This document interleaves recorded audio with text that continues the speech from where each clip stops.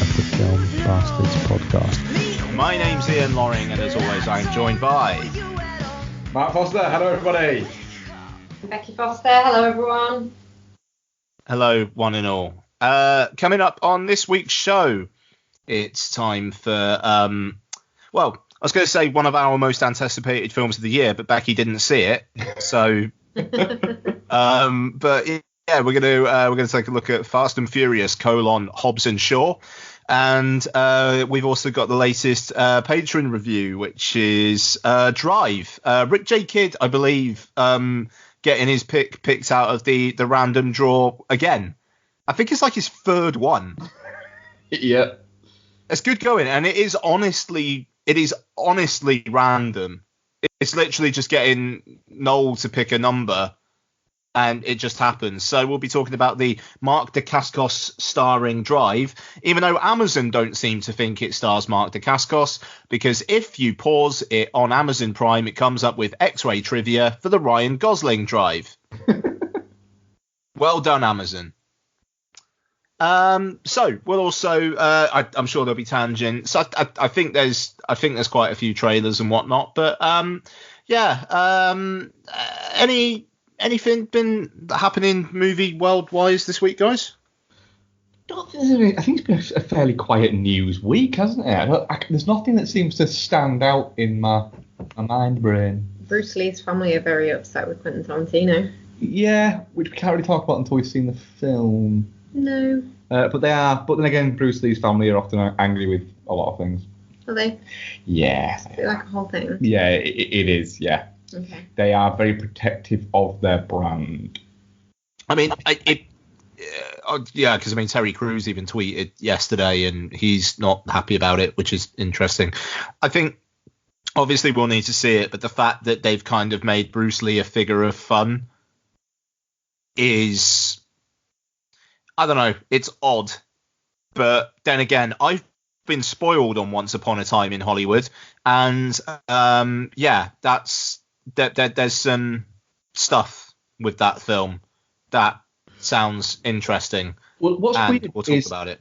Is there was a different trailer in front of it when I went to see Hobbs Shaw today. There was a different trailer for Once Upon a Time in America that I hadn't seen before. Hollywood. Oh, sorry, about Hollywood. Sorry, yeah.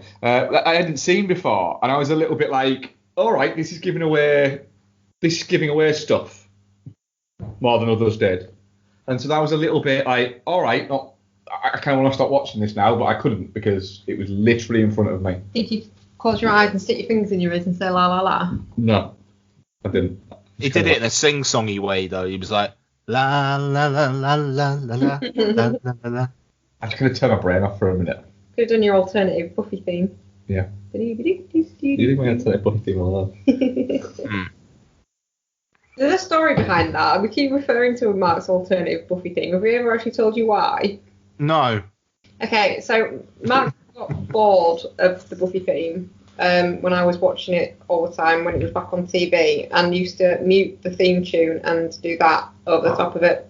And just go do do do do do do do do do do do do until it finished.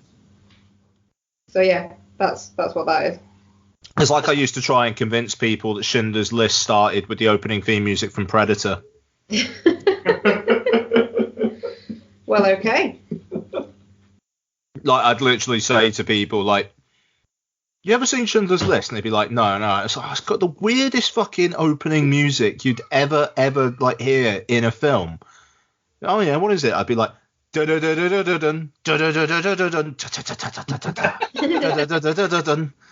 and every now and then you get someone saying that's the music from Predator. They'd be like, oh, you fucking, yeah, all right, you got me. I convinced one or two people in my time. Yeah. Good work. Yeah. It's quite impressive. It's also like a friend of mine, Stuart, and I used to have a little bit that we do where Stuart would start talking about how I've got an amazing singing voice, and like I'd be like, no, I really don't. He's like, no, Ian, you should do one of your songs, man. Honestly, it's really good. And then people would be like, yeah, go on then. I'd be like, all right, fine. Hello, my name is Britney Spears. It is toxic. and then I try and I can't do that voice for a much amount of time anymore. But then I used to try and sing Toxic with that voice. Oh, dear me. Like, we just used to think it was the fucking funniest shit. Like, I think it was like, I don't know, it was like the most I think that guy ever enjoyed me. But you be ASMR eating party rings on air, Matt. I can't. I'm hungry. I need a party ring. Nice. I cooked lamb chops with maple glaze with creamed spinach for tea tonight. Oh, sounds good. It did not take long, but I put too much cream in it. And now Donna's got the same, but with salmon. She's just come in, and I'm kind of wondering whether she's going to comment on the amount of double cream. I have warned her. Never had creamed spinach. It's good. Like the recipe. It's from a Joe Wick's book for low fat recipes. Yeah, contains low carb recipes because it contains double cream, so it wouldn't be low fat. But like quite a lot of double cream. But it's supposed to be creamed kale. But Donna was like, "Can we try it with spinach?" Yeah, all right, and then fine. And it was fucking tasty. Nice. Fair play. That was good. And what were we talking about? Bruce Lee.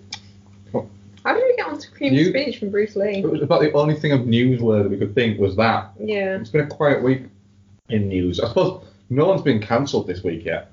I don't think. I think Quentin Tarantino continues to be cancelled by the weight.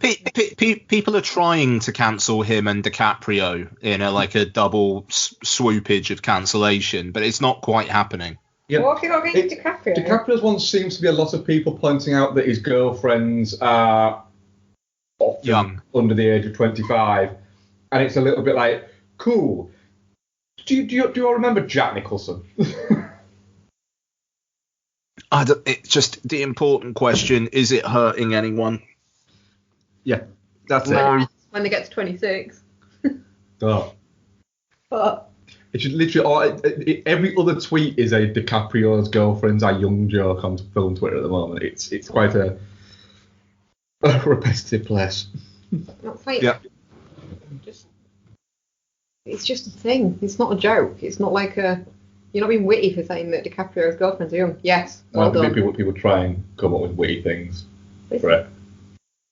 Okay. Right. Do you think DiCaprio got embarrassed when his girlfriend couldn't get into the movie because it's rated R? It's like, she could, because she was with him. It's just stuff like that. Yeah, it's all a little bit like, I don't know, it just smacks a little bit of jealousy. Well, yeah, it absolutely is, isn't it? You've got this super famous, super rich guy that's just out there with a string of supermodels and Victoria's Secret models on his arm. I did like the there was like a picture of him with his dad, and it was like just somebody saying this is exactly what you would imagine the father of a man the father of someone called Leonardo DiCaprio looking like, because he was like this counterculture author from the 60s or the 70s. Yeah. And he looks fucking amazing. Like, that is a look to pull off. Shit, let me see if I can. Where's my fucking phone? Dead air. We have got dead air. DiCaprio, father. George DiCaprio. Yes, mate. Look at that magnificent fucking son of a bitch. Yeah, he looks a little bit like he should be a vampire. Oh, have you found him? Yeah. Yeah, he does. He looks like a slightly melted vampire. Fucking living the dream, though, isn't he? It's great. What's that beard about? It's not a strong beard look, is it? No. Could do better. Yeah. You just imagine him saying like, "Oh yeah, my name's George DiCaprio," and people going like, "Oh yeah, it's Leonardo, your son." And he's like, "Yep," and they're like, really? Yeah. It's weird because he takes his mum to premieres and stuff like that quite often, but doesn't take his dad very often. To be fair, those pictures of them, they look like they're at an auction and they're about to pull off a heist. Maybe they were. Maybe. So, trailers. Can't talk about Tenet, the Nolan one, because none of us have seen it yet, because it's not online yet. Nope. People saying, oh, is it a stealth sequel to Inception? No, because if Nolan had made a sequel to Inception, they would be fucking singing that shit from the rooftops. No, it's just Nolan doing his Nolan thing that he does. Yeah, exactly. So hopefully we'll talk about that next week, but who knows? What the fuck have we got? So we've got 1917, the Sam Mendes First World War film, which contains Beryl Satchel and Colin Firth essentially playing the people they were born to play, people in bunkers in the First World War, because literally that is the first thing that jumps at your mind when either of them talk. Thing is, Sam Mendes is making a First World War movie. Makes me go, all right, I'm interested in that. It stars Beryl Satchel and Colin Firth, and it makes me go, Nope. Okay, now I'm not interested. This just sounds a little... You watch the trailer, and it looks a little... I don't know who's made the trailer, but I think it's somebody who... Do you remember the... I can't remember what it was. The film 71 from a couple of years ago. Oh, the Jan de Mange film. Oh, that's the one.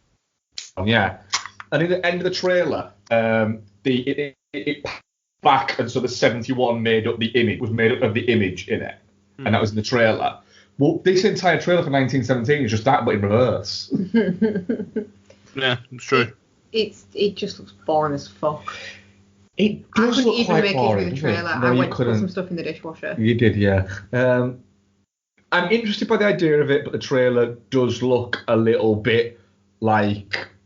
It looks a little bit like when right-wing politicians shout, oh, spirit of 1918 and spirit of 1938 at people.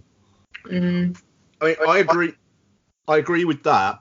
I don't think we see many World War One movies. We don't see enough World War One movies, no. Which I'm interested in. And Mendes, he's going to do some fucking flary shit with this, which I think the trailer is already showing. I mean, I was listening to IndieWire's podcast last week, and Anne Thompson, like really like long-term film critic, like knows shit. And she was saying that there's speculation that this might be like a seemingly one-take film.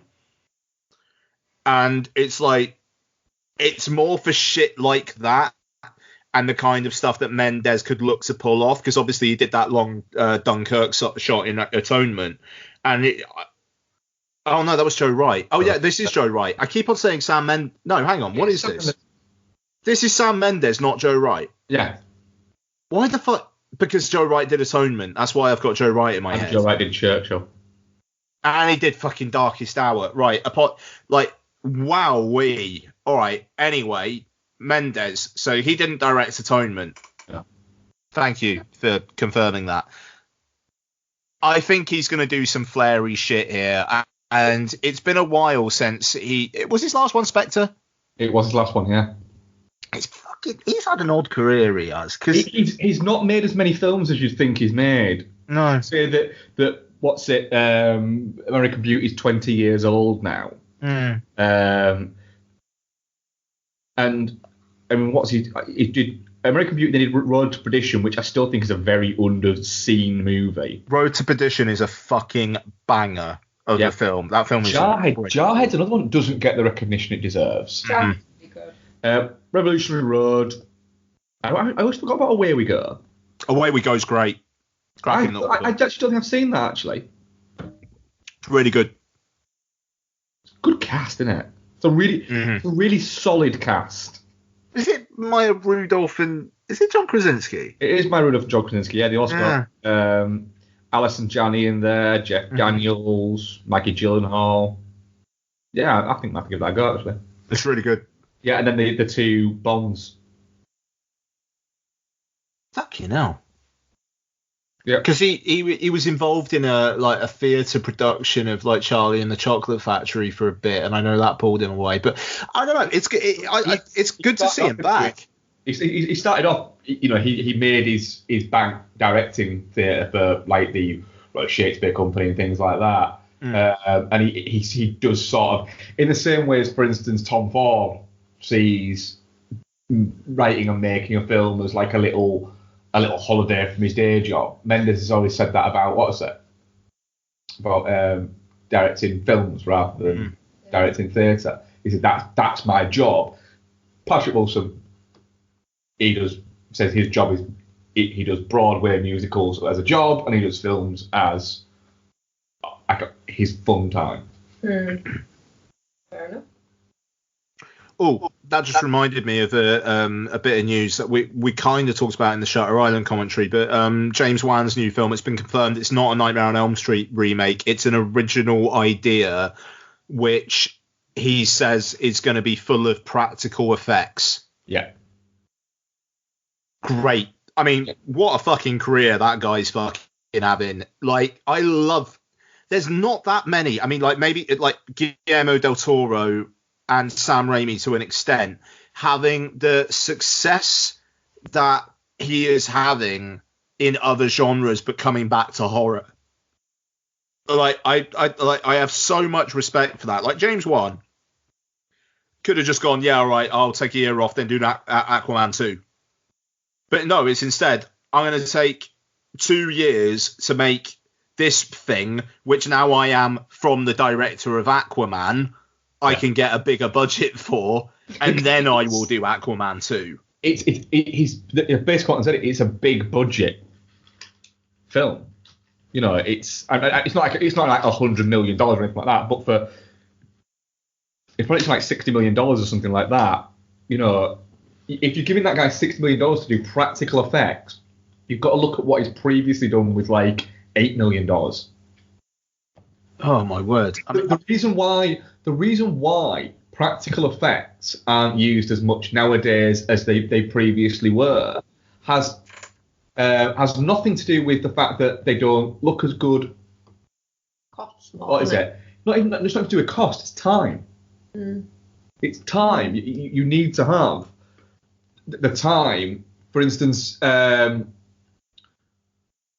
Dusk Till Dawn, a lot of that was practical effects. Yeah, that would take a long time to set up. That took a long time. Nowadays, the reason why people don't care as much about Robert Rodriguez movies nowadays is because he will literally just do that CG, and it doesn't look as good.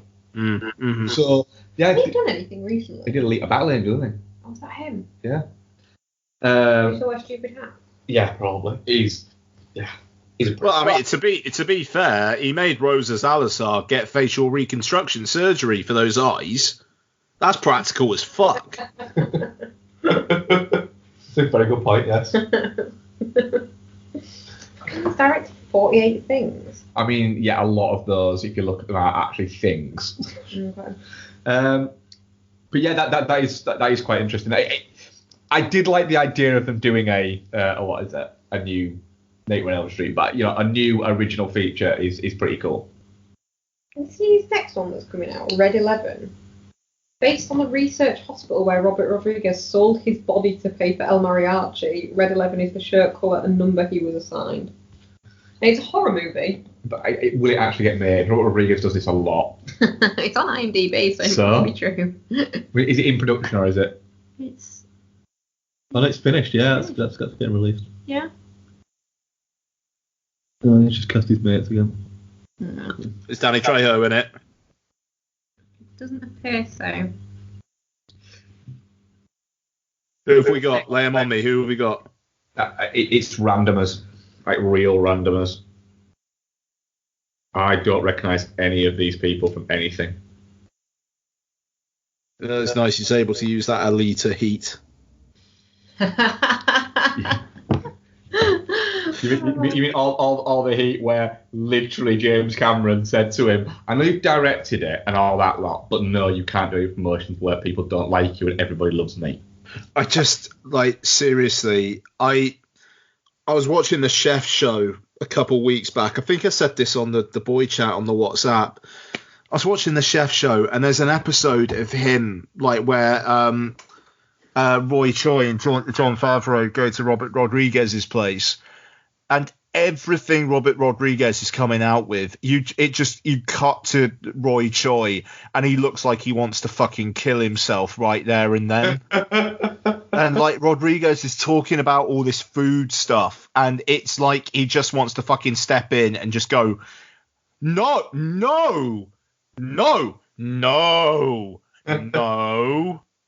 and it's fuck like, oh god. And then Robert Rodriguez gets John Favreau to like draw a picture in his big book that he makes people draw in when they're around his house, and it's you know that book is only there so when he gets people round who aren't that famous or aren't famous at all, he can show them all the famous people that drew pictures in his book. Like one of the best things Quentin Tarantino ever did was seemingly professionally divorce himself from Robert Rodriguez. I swear to God. Well, they had a fallout, didn't they? Let's say. Wasn't it about a girl? It was about, well, kind of. It was about Tarantino allegedly. He's very good friends with Robert Rodriguez's wife, and Robert Rodriguez wasn't exactly a gentleman. We'll say. Yeah. Leave it at that. Yeah, that'll be better. Because as much as Rodriguez likes to kind of like print the legend of like Rebel Without a Film crew, his wife did an awful lot to help bring him up as well in terms of support and whatnot. And you know, it may, I don't know, maybe if you read that book he talks about her, but you wouldn't fucking get that sense from just watching interviews with him. Yeah. Like seriously, he just seems like the most fucking insufferable guy. Yeah. Like, if you own a Rodriguez movie, I would say up to Grindhouse essentially on DVD now. And even if you've never looked at it, just go and have a look at the special features and have a look at how many are him talking about himself. Didn't he do one on what the fuck was it called? That one that he wrote with What's Time Mexico? Yeah, that fucking thing. He did like a cooking. The cooking thing was quite good, but he also did like a tour of his studio. He did a full thing where he basically plays all of the soundtrack because he recorded it all himself and scored it himself, and he plays like loads of songs from the soundtrack on guitar with the camera just in front of him. Literally, it's like watching it's like watching Milhouse's dad if he had YouTube. That's very good. Is Once Upon a Time in Mexico as shite as I remember it? I don't mind Once Upon a Time in Mexico. I think it's fine. It's not good, but it's fine. It's amusing. It's a film of its time. It's a movie that 2001 deserved. Yeah, it was made in 2003. Yeah, it's a movie 2001 deserved. It's just the start of Johnny Depp getting fat and ugly, wasn't it? No, not really. It was after. It was a lot after that, babe. Yeah. Yeah, I mean, like, I think Public Enemies was probably the last. I don't know. How did he look in the Rum Diary? I can't even remember that. He looked not too bad in it, but He looks alright in the Rum Diary. But that was kind of like an in-betweeny phase, I think. Because he looked like shit in like The Tourist, didn't he? Oh, The Tourist. God fucking hell. There's a fucking film. Right. Good movie. Trailers? Saw another trailer for the Gemini Man. It still looks like shit. I'm intrigued by the Gemini Man, and I'm going to do everything I can to see it in the frame rate that Ang Lee wants me to. That's fine. It still looks ropey as fuck. We rewatched we watched another trailer for the Goldfinch, didn't we? Yeah, it's better. This trailer's better. I mean, it still looks boring. Really boring. Less boring than that fucking Benedict Cumberbatch movie. Fair play. I haven't seen the new Goldfinch trailer. It's better. It's better, but like. Did we talk about The Irishman? No, we're not. We're going to talk about it now. So there you go. No, I don't want to introduce it. It feels like it's like it'll be like Jen on the IT crowd when she's got the internet. But like, The Irishman. We did speak about it, but we spoke about it on the episode that we lost. I'm very much up for it. I think it's awesome that we're getting a new Scorsese movie, and it's only in a few months, and it's got Robert De Niro in it. It's got Al Pacino working with Scorsese for the first time. It's got Joe Pesci back on our screens.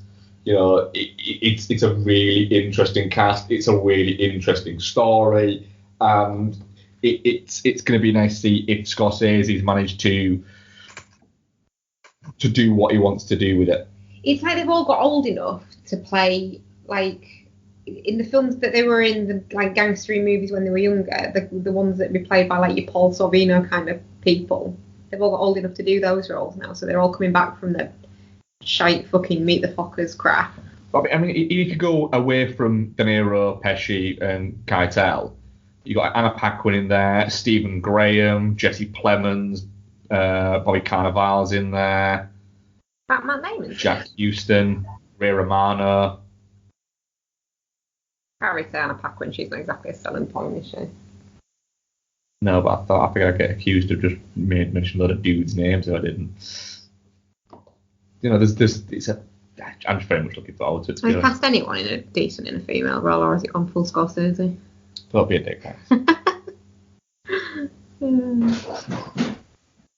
To be fair, it's a criticism that's probably going to be coming in 3 months' time. Yeah. Even though it was announced today that it's closing London Film Festival, and they are doing simultaneous screenings around the country, which is a very wise move for LFF, because last year the film that they did for their first simultaneous screenings was Mike Lee's Peterloo, which is brilliant. Thank you, LFF. So yeah, simultaneous screenings. This is going to be interesting because I don't think any of the major chains are going to be doing it because it's a Netflix film. So you're probably going to have to go to an indie. But I imagine you guys will be within drivable distance so you can actually see it on the big screen. Yeah. I'm assuming Chapter in Cardiff, I'm putting them on notice right now. They better be fucking having one of these fucking screenings. They fucking better be. God damn it. Because I swear nowhere in Wales ever gets any of this shit. Like Once Upon a Time in Hollywood tangent. Once Upon a Time in Hollywood list of all these fucking cinemas showing it in 35mm, which is fucking mind blowing to me that is now a selling point. See it in a format that you used to see everything in 10 years ago, but that's where we are now.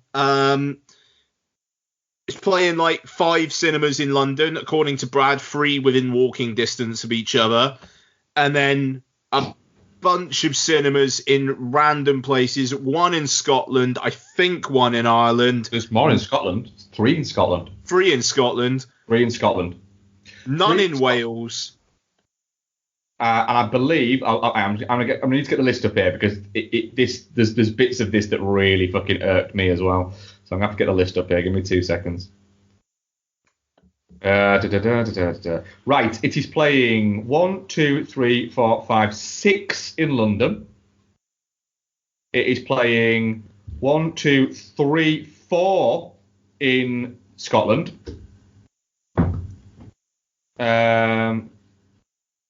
It's also playing Brighton and Cambridge, which I know aren't London, but they ain't fucking far, are they? From being London. Playing 2 in Ireland, and it's also playing Manchester, Newcastle, and Sheffield. So it's not playing anywhere in Birmingham. So essentially, from Cambridge up to Edinburgh, it's playing in Manchester, Newcastle, and Sheffield. Yet it's got 6 in London, and then 3 in the surrounding areas. It's meant. It just, and I know I keep on banging this drum, but the watershed in Bristol, it must be a logistical thing about a 35 millimeter projector. And yes, I know a lot of these places won't have a 35mm projector anymore. Right. If the watershed, or if Chapter in Cardiff, or Aberystwyth Arts Centre, for fuck's sake, hired a 35mm projector for 2-3 weeks, the evening showings of Once Upon a Time in Hollywood, they would fucking sell out every day. Well, that's it. I mean, I was surprised when I didn't see York on that, because I know that City Screen has 35mm projector and it has a 70mm projector. So what the fuck's that about? Yeah. What chain is it? It's Picture House. Okay, which is Cineworld. Yeah. Right. Okay, so that's probably why. Yeah. But of course, as anyone always say, Picture Houses are run completely independent of us. Of course they are. Yeah, of course they are. They don't ever, tell them they have to show certain films at certain times, not allowed to show certain films. I mean, they don't do that. Absolutely do not do that. No, I'm sure they show all the latest artificial eye releases that Cineworld don't. Yeah. Yeah, absolutely. Yeah. I don't know. I don't know why we're being fucking funny about that. Picture House obviously don't show them because Cineworld are their fucking parent company. It's like, so Picture House, Duke of York won't be getting the fucking Irishman. Nope. Like, there is fuck all film culture in Wales as it is. I'm surprised about Bristol, and because Bristol's usually what you see on these things. Yeah. It's a very culture heavy place. It's musically, and film's got a bit, and art's got a big thing there. It's the sort of place that you usually on these lists. Bristol is usually something that's very much on there. Yeah. And I mean, the watershed is fucking fantastic. Apart from the one time that I went to see The White Ribbon there, the Haneke film, and the subtitles just did not appear for the last 10 minutes of the film. Oh. Yeah, which was great. And someone tried to tell us that it was an artistic decision. No. And I literally read, because this was me at that time, I had a copy of Sight and Sound in my bag, and I read out the fucking synopsis as to what happened at the end of the film from my Sight and Sound for about 20 people. Fair play. And the thing is, it was a Saturday, it came out on the Friday, and apparently no one had fucking questioned this up to that point. And it was like literally the subtitles conked out halfway through a fucking conversation at the end of The White Ribbon. That's people just not wanting to seem impolite or seem stupid for not knowing that it was supposed to do that. Or was supposed to do that. No, yeah. Projection standards were better when I was a fucking projectionist. Except I think The White Ribbon was out when I was a projectionist. Yeah. Trailer. The Hunt. You can talk about this one, Bex, because you may watch the trailer for this. Wow, you actually made me watch the trailer for it. Oh god, this is the one where they hunt, drop people somewhere where they don't know where they are and then hunt them. Yeah. Yeah. Yeah. Do you know what? Do you know what we're going to watch instead, Bex? Go on. Surviving the Game. Is that basically the same premise? It's the same premise, but it's Ice-T is being hunted by Rutger Hauer, Charles S. Dutton, Gary Busey, and F. Murray Abraham. Well, that sounds much better. Yeah, it is. It is. It's, this doesn't look like a strong film from the trailer. It looks like crap, Becky. Yeah, it does. Yeah. Do you know what it looks like? Yeah. It looks like the projectionists should not play that. They should play Surviving the Game instead, because it will guarantee be a better film. Isn't that the film where Ice-T gets told by someone, "Don't get so excited," and he says, "Excited? I'm so excited I just came in my fucking pants." Yeah, that is the film where does that. Yeah, it's the film where I still think that Gary Busey thought they were actually hunting Ice-T. Yeah, he's not playing a character. No. Yeah, it's. Yeah, I'm going to watch that this week. Yeah, It's we need to watch that other film that I want to watch after watching Drive. Never remember the name. Only the Strong? Oh, yes, yeah. We need to watch that as well. Cool. It's a quality mid-90s watching. Some special Mark Dacascos fight dancing. Yep. Some heavy rotation Mark Reynolds there. Nice. God, the 90s VHS was a beautiful time. Yeah. That's it for trailers from us, I think. Cool. I'm going to get a couple of drinks and just say hello to the girls real quick, and then we'll get on to Hobbs Shaw. Cool. Yeah, I rented Spike Game a lot. Yeah. I also rented on a Strong quite a lot. One of those. There was other ones that I rented a lot as well. You said that in a very dodgy way, now people are listening are going to think it was porn. Yeah, you couldn't rent porn from that rental place. From Blockbuster. I got a Blockbuster. Oh no, was it Take One? Take One Video, yeah. Take One Video, and then they got Where was Take One? Take One is where the cancer research charity shop is now. What Take One was the one in Haxby? What was the one in Haxby? Or was it Choices? Choice Videos, that was a chain one. Was it? Yeah. No, Take One was in Huntington. And there, then it got a pizza place next door called Take One Pizza. Nice. So you could start your whole Saturday evening. Oh yeah, you could do, yeah. You saw it was a chippy, didn't you? No, that was Saturday nights for when I was watching Match of the Day. Yeah. Oh yes, of course. That was different. Got on your bike, didn't you? Not the chippy, I used to walk the chippy. I used to go on bike to Take One. To Take One. Yeah. Get a couple of videos. There were different tiers of rental as well. Yeah. Different prices. Was there? Yep. And if you rented 2, you got a third free. Excellent. Yep. Had to be from the lowest tier. Oh. But you'd always have to get from whichever fucking tier. Because you were right. Yes, I went pretty much every Saturday. Yeah. But I've got 3 videos. Yeah. Did you watch Match of the Day? Yeah. With your fish and chips? Yeah. Or did you finish the fish and chips by Have then? you finished chips by then? Yeah. Did you get yourself cinema snacks? I used to occasionally have a couple of apples chopped up. Fucking apples? Yeah. You weirdo. Oh, I'm going to have these really greasy fish and chips, but then I don't want the sweets, I want an apple. Yeah. Okay. Nice balancer. Yeah. Yeah. Palate cleanser. Nice palate cleanser. Yeah. Yeah. Nothing wrong with that. Good. Sit there watching Iced Tea, getting chased by Gary Busey. Yeah. Whilst eating an apple. Did you knife apple it?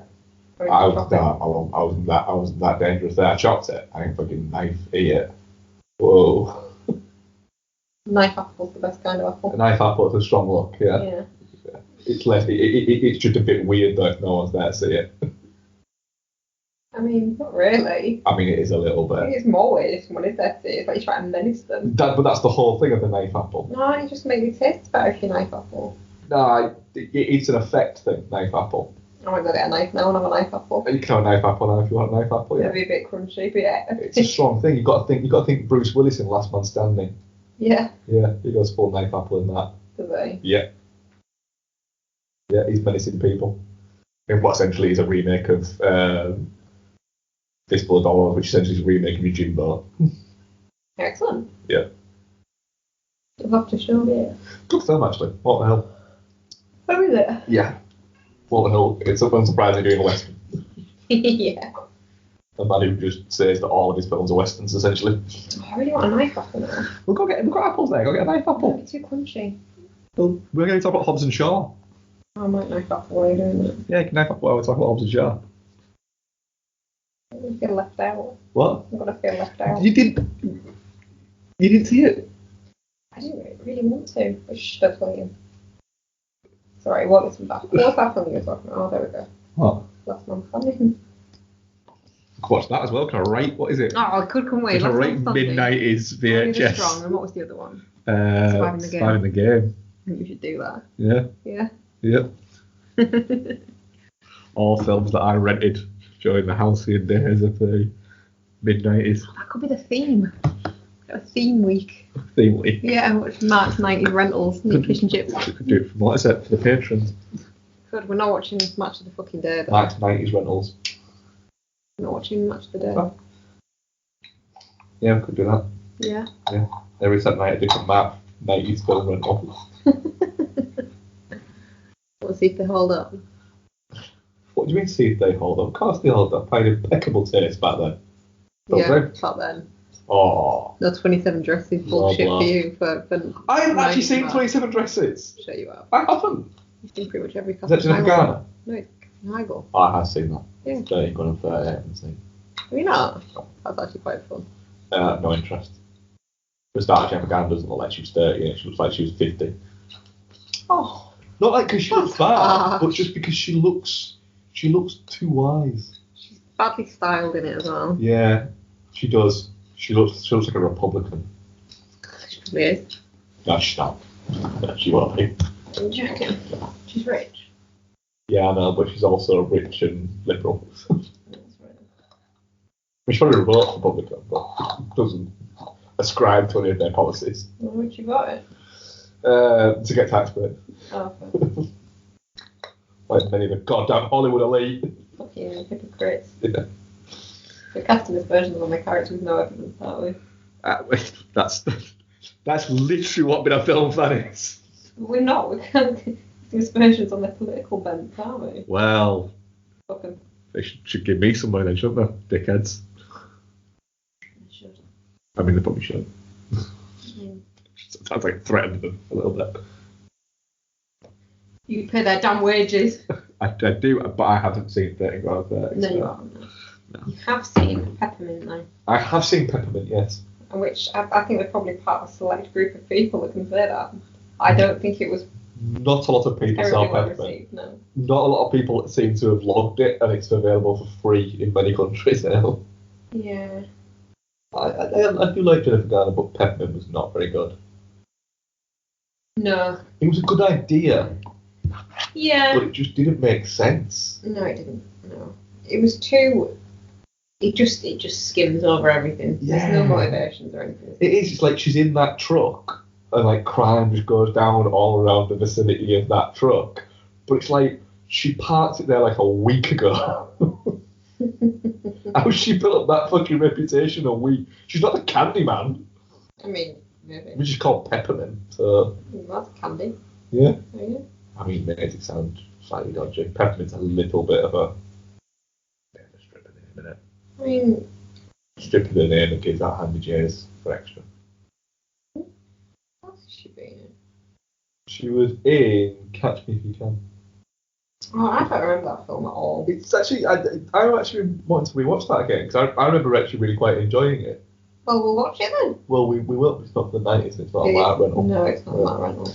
Yeah. We can maybe get up to that and call it a Mark DVD purchase. Yeah. Yeah. No, she's been in a lot of shite. Yeah. She's been fucking Electra. Oh god, yeah, Electra. Yeah, that was not a good idea. I mean, looking for little gems is more like hard. Is it? Yeah. Dude, Where's My Car's fine. God, she was in Dude, Where's My Car? Who else was in Dude, Where's My Car? Who was in it? Sorry, guys. Yeah, we third like fucking pros. Oh, nice. Yeah, Okay. there was a lot of sliced apple chat. Knife apple. Knife apple. The girl was a randomer. Oh, no, no. Okay, I'm just. I was smoking. No, random, I don't know what you mean. Right, if I sound any different, I've just the one USB port on this fucking MacBook. I've just had to take my proper mic out so I can charge it. So hopefully that won't be too long. But apologies if the audio sounds different for listeners and you guys. Well, I suppose you're listeners. I mean, you're listening to me. It doesn't sound that different now. Okay, that's really reassuring considering the amount that might cost me. So that's nice. It does sound a little bit like you're underwater. It does. It does. I'm only joking. Just a dick. Does it really sound the same? It's a bit fluffier. Is the only way I can describe it. Fluffier. Yeah. You explain what I mean. I actually do see what you mean. Yeah, Yeah. it is a little bit. It's not as quick. Yeah, not as crisp. Fluffier. Oh, Okay, all right. Well, at least it gives some sort of justification to the mic then. Okay, so while my laptop's charging, oh, pardon me. Sorry, my word.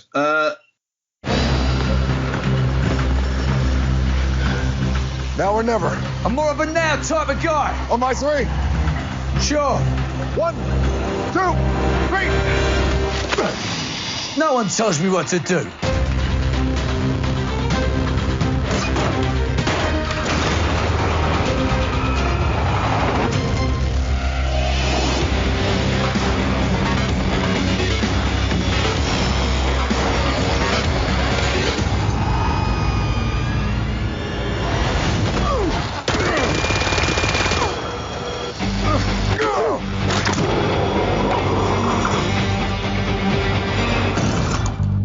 Hobbs and Shaw. Fast and Furious : Hobbs and Shaw, I should say. Which I think for once is actually named the same in every single territory. Because, like the Fate of the Furious is called Furious 8 in some... No, hang on, it's called Fast and Furious 8 here, but in the US it's called the Fate of the Furious. I think in some places it's just called Hobbs and Shaw. Oh, for fuck's sake. Yeah, it is in some places it's just called Hobbs and Shaw. They just need to be consistent. I mean, to be fair, the only reason why they didn't call Fast and Furious 8 F8 or Fate is because they know they would have had to pay me. Yeah, it is. which Vin, not cool that. Nah, Vin, mate, seriously. You're a producer. Don't blame Universal. You're a producer. Yeah, you always at least a thanks in the credits. Even though, to be fair, producer involvement might be to varying degrees, considering that both The Rock and Jason Statham are credited producers on Hobbs and Shaw, and it's obvious who had more of a say in the fucking construction of the story of this film. Or who cared more? Actually, maybe it is just that. I think it very much is that, which we will get into. Yeah, no, I think you're right.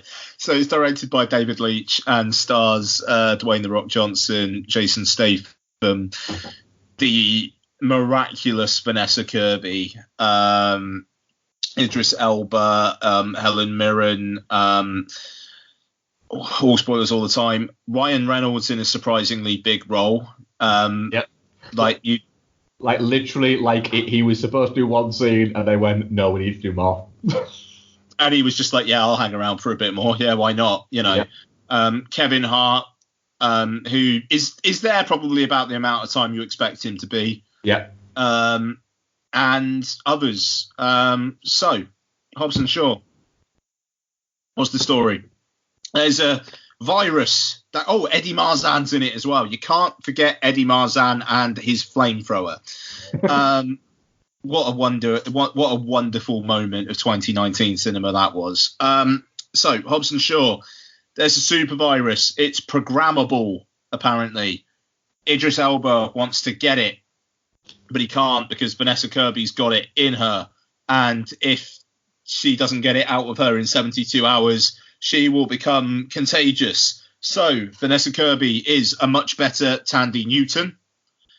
Dwayne "The Rock" Johnson is a much better Tom Cruise, and Jason Statham is a much better Tom Cruise's motorbike, and that is Hobbs and Shaw. Mark, what do you think? It's a very entertaining movie, is what I will say.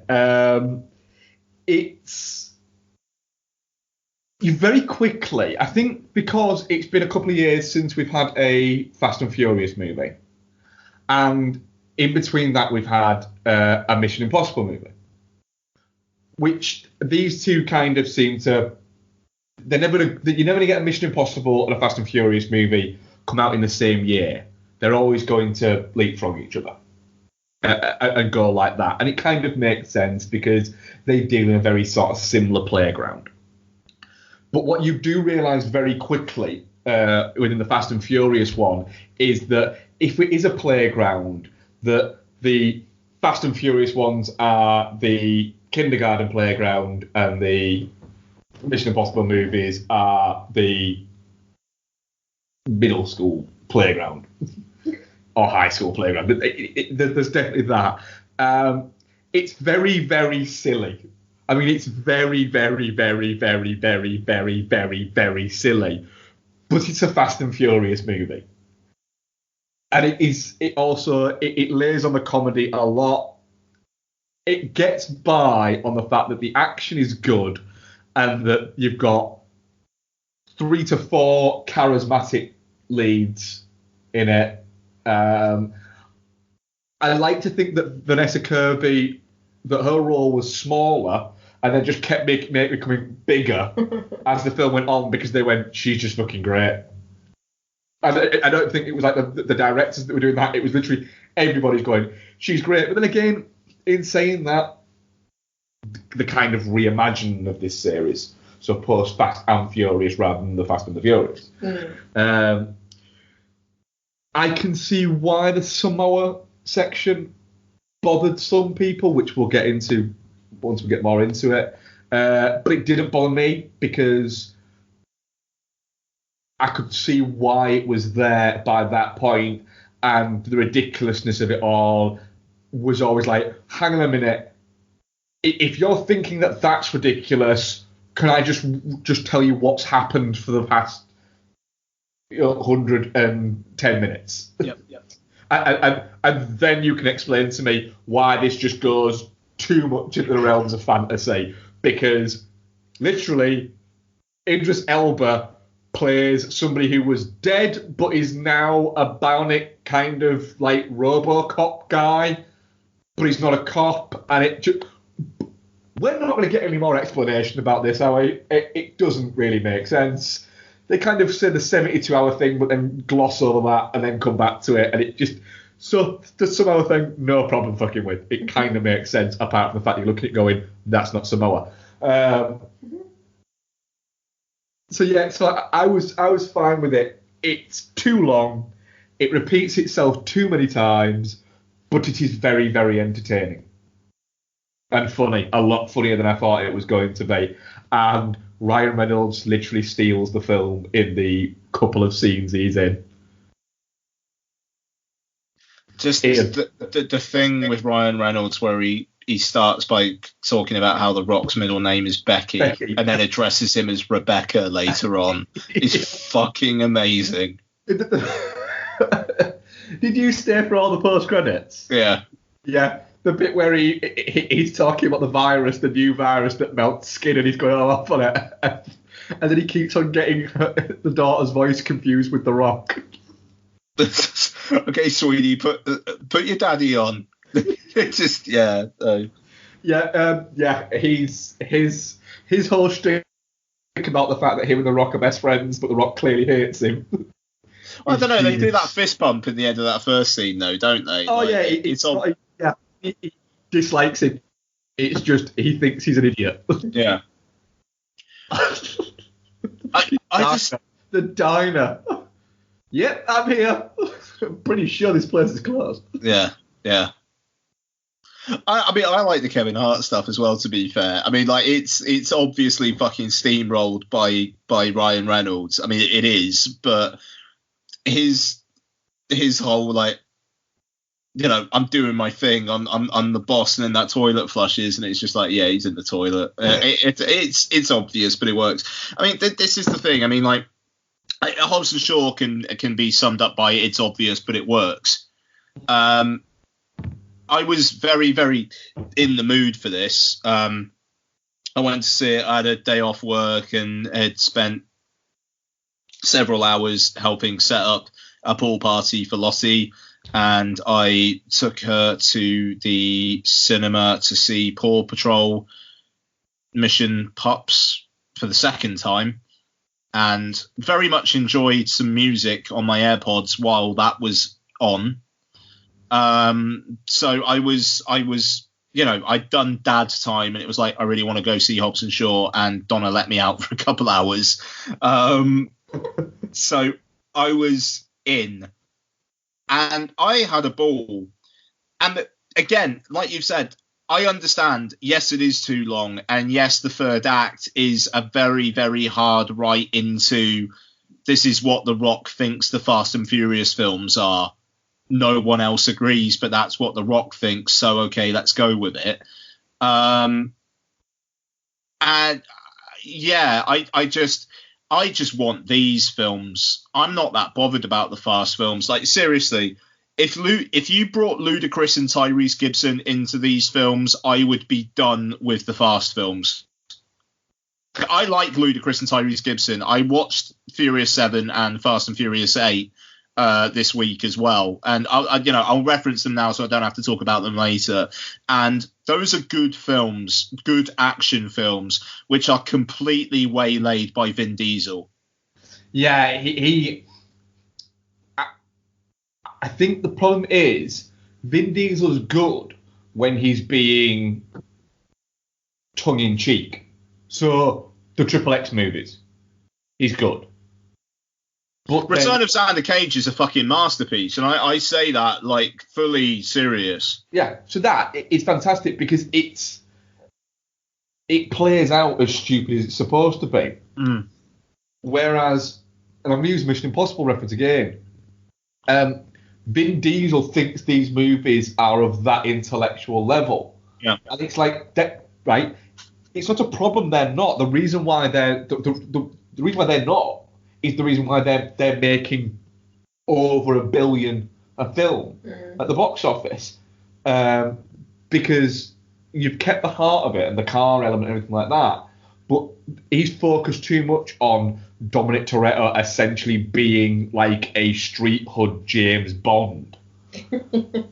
Yeah. And it doesn't work. No. Because the reasons why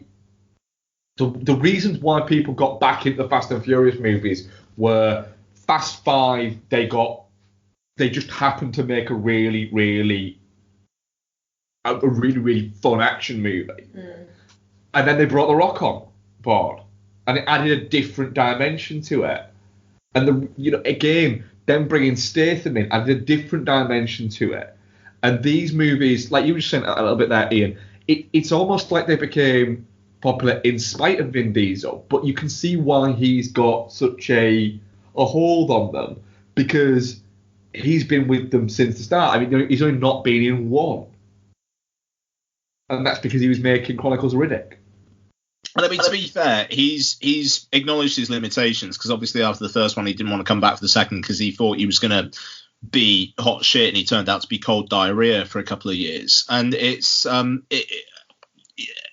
but so he's gone back to these films, and it just, you watch them, and whenever, and it's not Michelle Rodriguez's fault, and I think that what they do with her is a fucking crying shame, because that woman can fucking kick ass, and she never gets the opportunity to actually do that in any of these fucking films. She's driving or she's talking to Dom. Yeah. That's literally all she does in Fury in 7 and 8. Like, I could see why Michelle Rodriguez was like, I'm not into coming back for these at first, because of that. I don't know. But then you got a film like Hobbs and Shaw. And again, the third act, I mean, Dwayne Johnson just, yes, all right, cool, man, you're Samoan. That's awesome. I never, ever needed to know about Luke Hobbs' estranged family. Never. Yeah. I mean, it's great to see Cliff Curtis. He's my boy, Sunshine. He's my boy for life. His character's fun. I mean, Roman Reigns apparently had cancer while filming this. That's a fucking amazing that you get to do the shit you do in this film. That's great, but you've made a film that should be 105 minutes, 215 minutes plus, 135 minutes plus. You're a half hour longer than you need to be. Yeah. Because of Samoa. Yeah. Shot in Hawaii. And yeah, but the opening hour to hour and a half, I just thought was the most fun. There's some great like fun bits of it. It's being playful with its audience. For sure. I mean, just the banter that they have between each other. I mean, The Rock talking about how Jason Statham looks like if he rubbed his ball bag across something. And it sounds like if he dragged his voice sounds like if he dragged his ball bag across glass. That was it. Yeah. Amazing. Just that's great stuff. I mean, and then Stace responded with, "I'm gonna go solve this case before you've even finished applying your baby oil." Brilliant. I mean, the whole kind of like, I'm what you like to call a nice ice cold can of whoop ass. Brilliant. It was in the trailer. I still enjoyed it here. And it just, the action's fun. It's silly. Idris Elba's putting in a fucking good shift. Idris Elba's called Brixton Law. Yeah. He's called Brixton Law.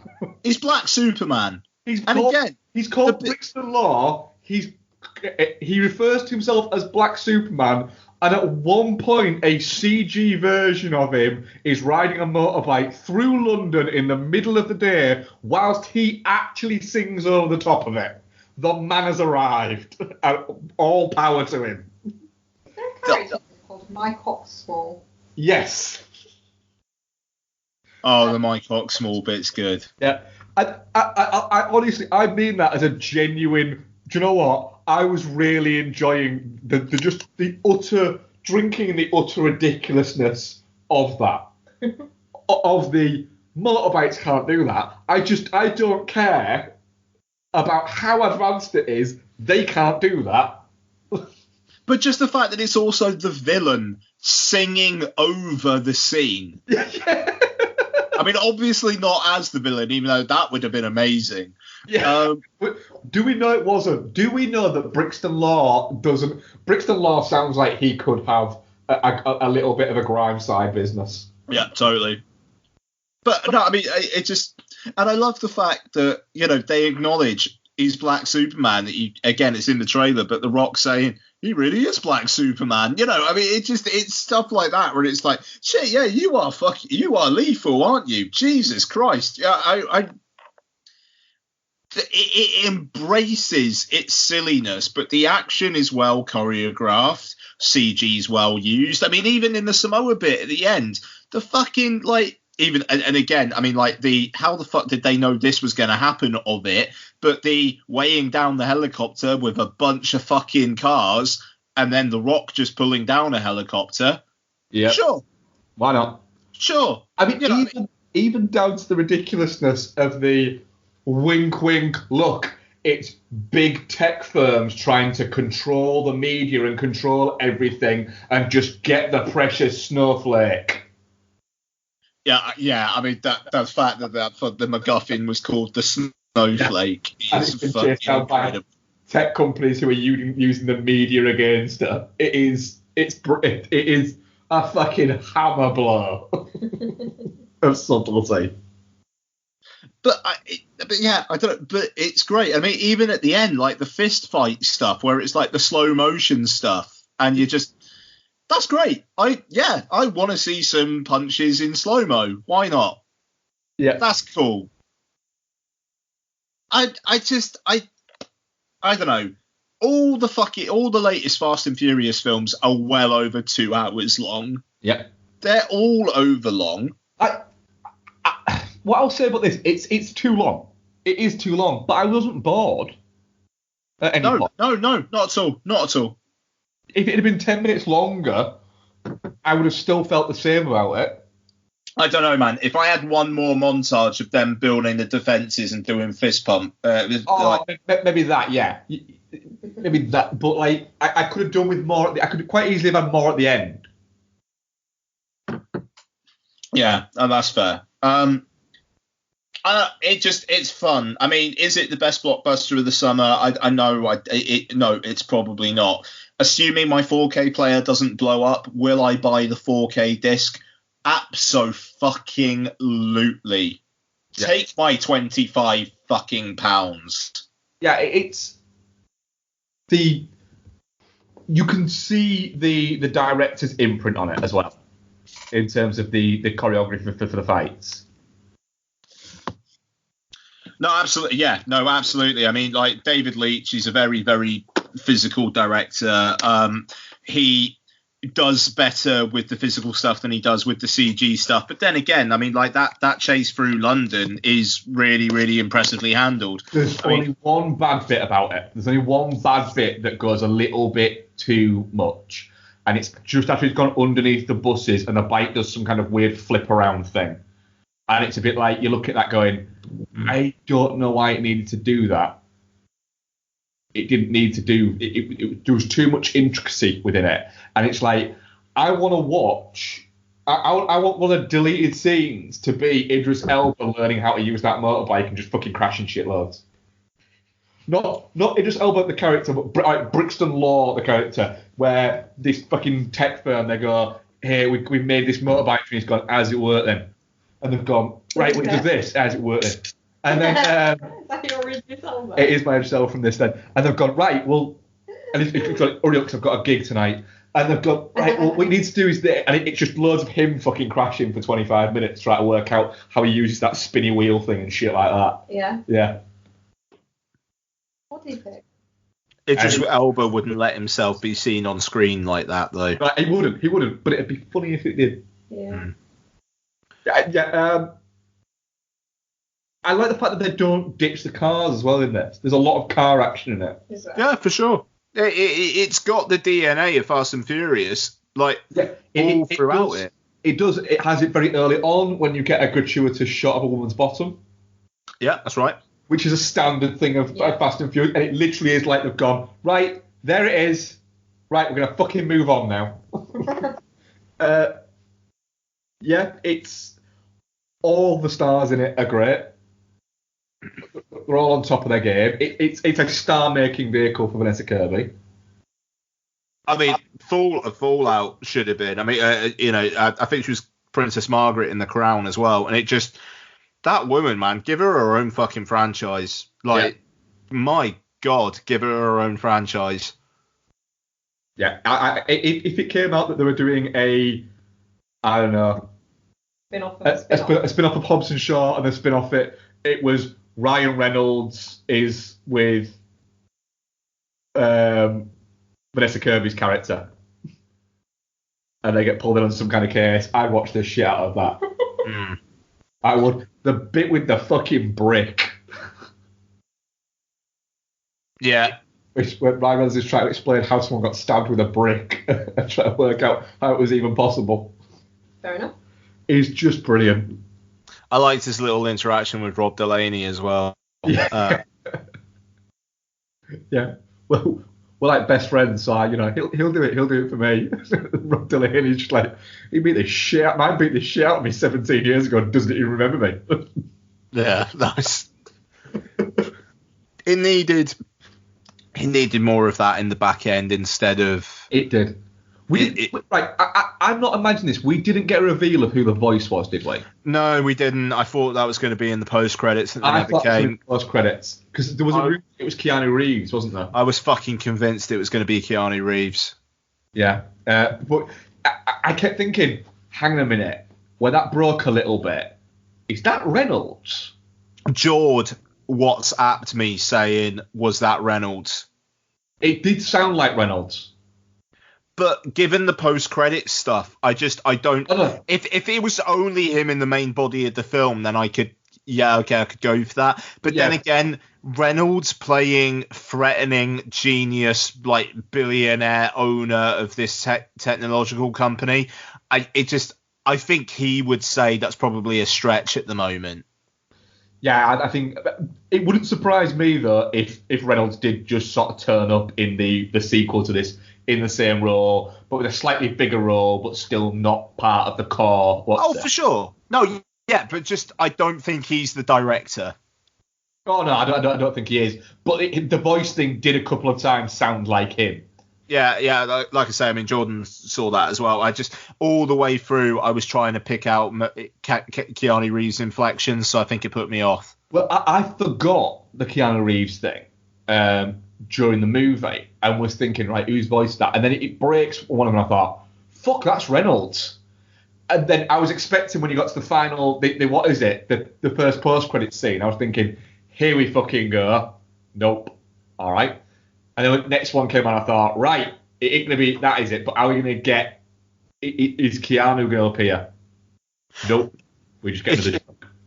It's interesting because I almost thought it was stealth marketing for that Rock, Reynolds and Gal Gadot film that Universal were going to do that just got sold to Netflix. Oh, yeah. And I was almost thinking, like, are they kind of warming people up to that idea by having Reynolds in this? Even though, then again, I mean, like, David Leitch obviously directed Deadpool 2, so there's a connection there. Yeah. But the Rock connection with Kevin Hart was Central Intelligence. But I was kind of wondering if there was something going on there. And after they did all that, and it was like, oh shit, well, Universal sold it to Netflix anyway, so free advertising for Netflix. But no, I think Keanu Reeves, because if you're going to have the director, if it's going to be a physical threat who could also maybe pull off like tech billionaire, I think Keanu Reeves could maybe do that. Yeah. Ryan Reynolds, not so much. He seems he's too quirky. Mm. But like I say, I think he knows that. Oh yeah. It's definitely not shit. Anyone who says it's shit's a fucking idiot. Hi, Andrew. Yeah, it's definitely not shit. It's what I would say there, and this isn't just criticising you, Andrew, but if you don't like it, you went in already not liking it. That's what I'd say. It's the thing. It's like it'll be like me, like now, going to a restaurant and going, can I have the mac and cheese, eating it and going, well, that was fucking disgusting. And Beck going, you don't like mac and cheese. Why did you order mac and cheese? And me going, oh, well, I wanted to try it again. But you don't like it. And I don't like it. It's as simple as that. That you can't go into this movie and come out of it thinking it's shit if you went into it thinking that it was something you were going to enjoy. Andrew would be intrigued for your feedback. Filmbastards@gmail.com. Tell Mark why he's wrong. You can tell me I'm wrong, but I still will maintain that I'm not wrong. Everyone else is wrong, but I do that all the time. You do. Which, unfortunately, for those who, everyone who's not listened to the show rather than commentary, we managed to convince Mark that he was partially wrong about something, and it was quite a moment. I mean, I don't remember that. I mean, it's already happened. I mean, there's no evidence of it happening. Well, there is my memory. In our minds. You're fucking liars. Our audience, though, it seems like it wasn't just Andrew who thought it was shit, so I've just insulted more people than just Andrew. And I wasn't meaning to insult Andrew. Yeah, you were. I wasn't actually, no. Definitely not shit, 54%. Fuck off! Yep. Touching cloth, 8%. Shit, 31%. Wow. And Geostorm, 7%. How many votes? 16. Wow. You don't seem genuinely upset about it. I feel sorry that people can't have fun. I agree. Have so many different ways than you. Well, fuck those guys. So, Mark and Becky, what have we been watching? What have we been watching, Becky? We have watched Tarantino. What Tarantino have we watched? We've watched about 10 minutes of Kill Bill because you decided to fall asleep. No, I didn't. I decided to not fall asleep in the movie and go to bed. We watched, well, technically not a Tarantino. We watched True Romance. Yep. Industrial Nice. You can talk about these if you want. Law. I know, I'm just saying. Death Proof and then part of Kill Bill. So we had a bit of a Tarantino-a-thon, didn't we? Yes, in kind of build up. We're going to see if we can watch all the Tarantino movies, but not necessarily commit to watching all the Tarantino movies for Once Upon a Time in Hollywood, are we? Yeah. Because... I wouldn't mind missing off Jackie Brown. And I would quite like to rewatch Jackie Brown. I'm fucking off Pulp Fiction and Jackie Brown. I'm skipping them. Like, Yeah, I really, really want to rewatch the Kill Bills. Death Proof, if I get to it, like the Kill Bills, Inglourious Bastards, and Hateful Eight are my priorities. And the thing is, there with Hateful Eight, you could almost watch Death Proof and one of the Kill Bills, and what's it? Volume 1. No, so you should almost watch Dogs and Death Proof in the same amount of time it takes you to watch Hateful Eight. Yeah. So you've got to incorporate that. So it's all about sort of time. But we're not saying we have to watch all of them before. What's it? No. But True Romance, Bex, go on. Well, True Romance is one of my favourite films. I absolutely love True Romance. I like the soundtracky, twinkly music that it's got going on. I like their relationship. I like both of them as characters. I like the story. There's some fantastic stuff in it. And yeah, I don't think there's really. Everyone has seen it. I think it's always interesting with True Romance is Tarantino has been quoted as saying that the True Romance is a better film for Tony Scott making it than it would have been if he'd made it. Yeah. That stage in his career, for sure. Yeah, because he said that when I heard that when I was told he's not killing Clarence at the end, because he dies at the end of the script. Okay. I was really angry, and he said that he was like, well, he can't do this, and he's got to do this. He said, and when I sat down and watched the film, and Tony Scott showed me the film, said, I'm not changing it, but watch the fucking film first. But very much said to Tarantino, I'm still not changing it, because he famously didn't like Natural Born Killers. Yeah. But he really, from an interview I read with him, he said he loved it. He said once he started watching it, and once it got to that, he was like, right, I wrote this, and I don't want him to fucking die. He said, so it makes, he said, it is that thing of, in the film, and once the characters come to life, and Christian Slater was actually who Tarantino had in mind for playing it when he was writing it, etc. He said that film is better than the film that I'd have made because I would have killed him at that point when I made it. It's one of the few films where I think everybody involved is at the top of their game. I think it's one of those films as well where when it's in the nicey nice bits and it's like them two just together and being really cute together, it really fucking shocks you and takes you out of your comfort zone when it's brutal. Like the bit with Christopher Walken. I think it takes you by surprise how violent it actually is. Yeah. I mean, the James Gandolfini and Patricia Arquette sequence is hideous. You can see where, I mean, James Gandolfini is a very physically imposing guy, and he's like, what is it? But in reality, the man was, by all accounts, for everyone who says him, just one of the nicest people you could meet. Yeah. And he really struggled with it. Right. And was very much like, he watched it once and said he could never ever watch it again because he hated it. Wow, really? But it's horrible. It is fucking brutal. The fact that she's laughing at him all the way through is quite a good thing. It kind of adds some. It isn't the fact that he literally doesn't want to kill her because he's only doing it because he's got her, which is why the speech is there. He doesn't want to kill her because she's acting like what most guys don't act like. She's just taking a hell of a beating. Yeah. Yeah. The fact he keeps saying to her, you got a lot of heart, kid. I think if Tarantino had directed it and it was exactly the same movie, and Tarantino had directed it and wrote it, I think it would be held in a much, much higher regard than it is. But for some reason, I think it's got a very hardcore following, but it doesn't quite. I don't think it gets the credit it deserves for quite how brilliant a film is. Yeah. And it's Tony Scott just being just magnificent. I do really, really miss Tony Scott movies. Yeah, fucking right. I really do, because especially I'd say especially in that area of his career, but even Unstoppable was a fucking great movie. He made great thrillers. Is that one with the train? Yeah. Yeah, it's brilliant. It's Chris Pine. Chris Pine, Denzel Washington on a train that's running away. Really? Is that all? And Tony Scott's directing it. Sold. Go on, next.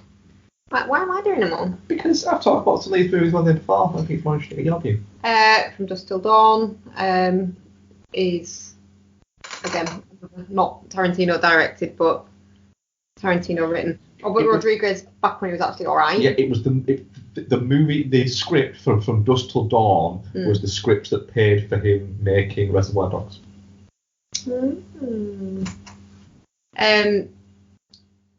It's a really fun film. I was going to say it's possibly aged badly, but I really don't think it has. I don't know. You were also, Jodie, were like, shit, I forgot how charismatic George Clooney was. Yeah.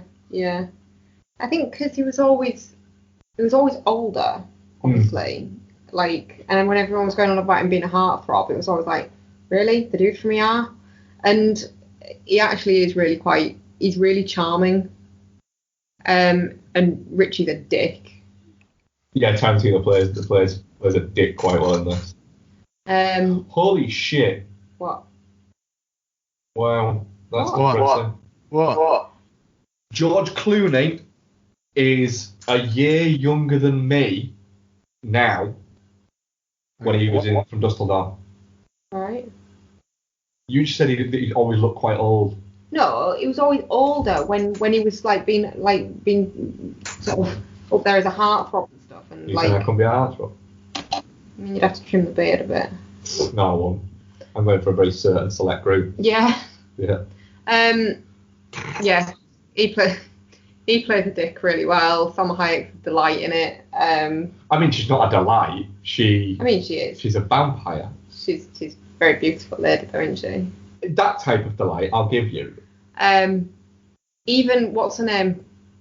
Juliette Lewis. Juliette Lewis reins it in. It's a fairly normal performance from her. It also contains one of my favourite movie exchanges. Which one? Of all places, why this place? Oh, what were they? Psychos? No, they weren't psychos. Psychos don't burst into flames when sunlight hits them. I don't care how fucking crazy they are. He plays like 3 characters in it. Yeah. What's his name? The other one, the dad. Oh, Harvey Keitel. Harvey Keitel.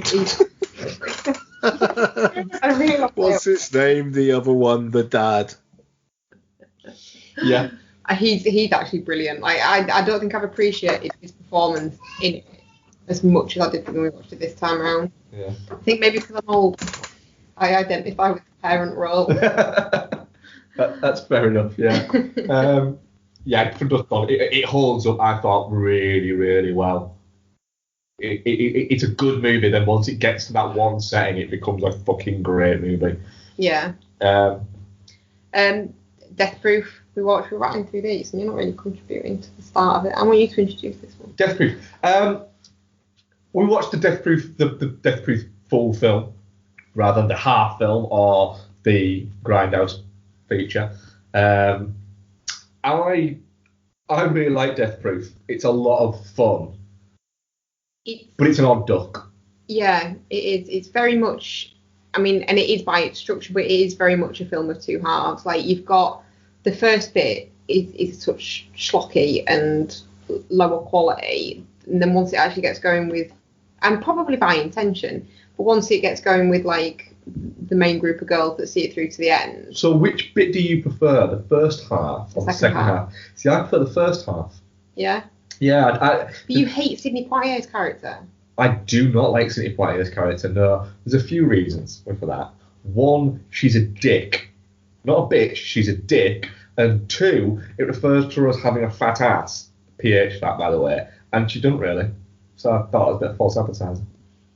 You don't like barefoot people in films either, do you? That freaked me out.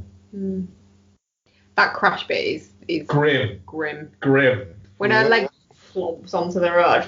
Oh, grim. Yeah, it is grim. But yeah, I prefer the second bit. Largely, not gonna lie, because of Zoe Bell. Zoe Bell is fantastic. She's fucking great in that. She is. But I like the aesthetic of the first half, whereas the aesthetic's gone in the second half. That it doesn't tally up for me. Yeah, because I think they're it's trying to make you think in the first half that it's a film of a certain period, and it's not. It's sort of set like modernish time. That's fine, but then it drops that whole aesthetic, Yes.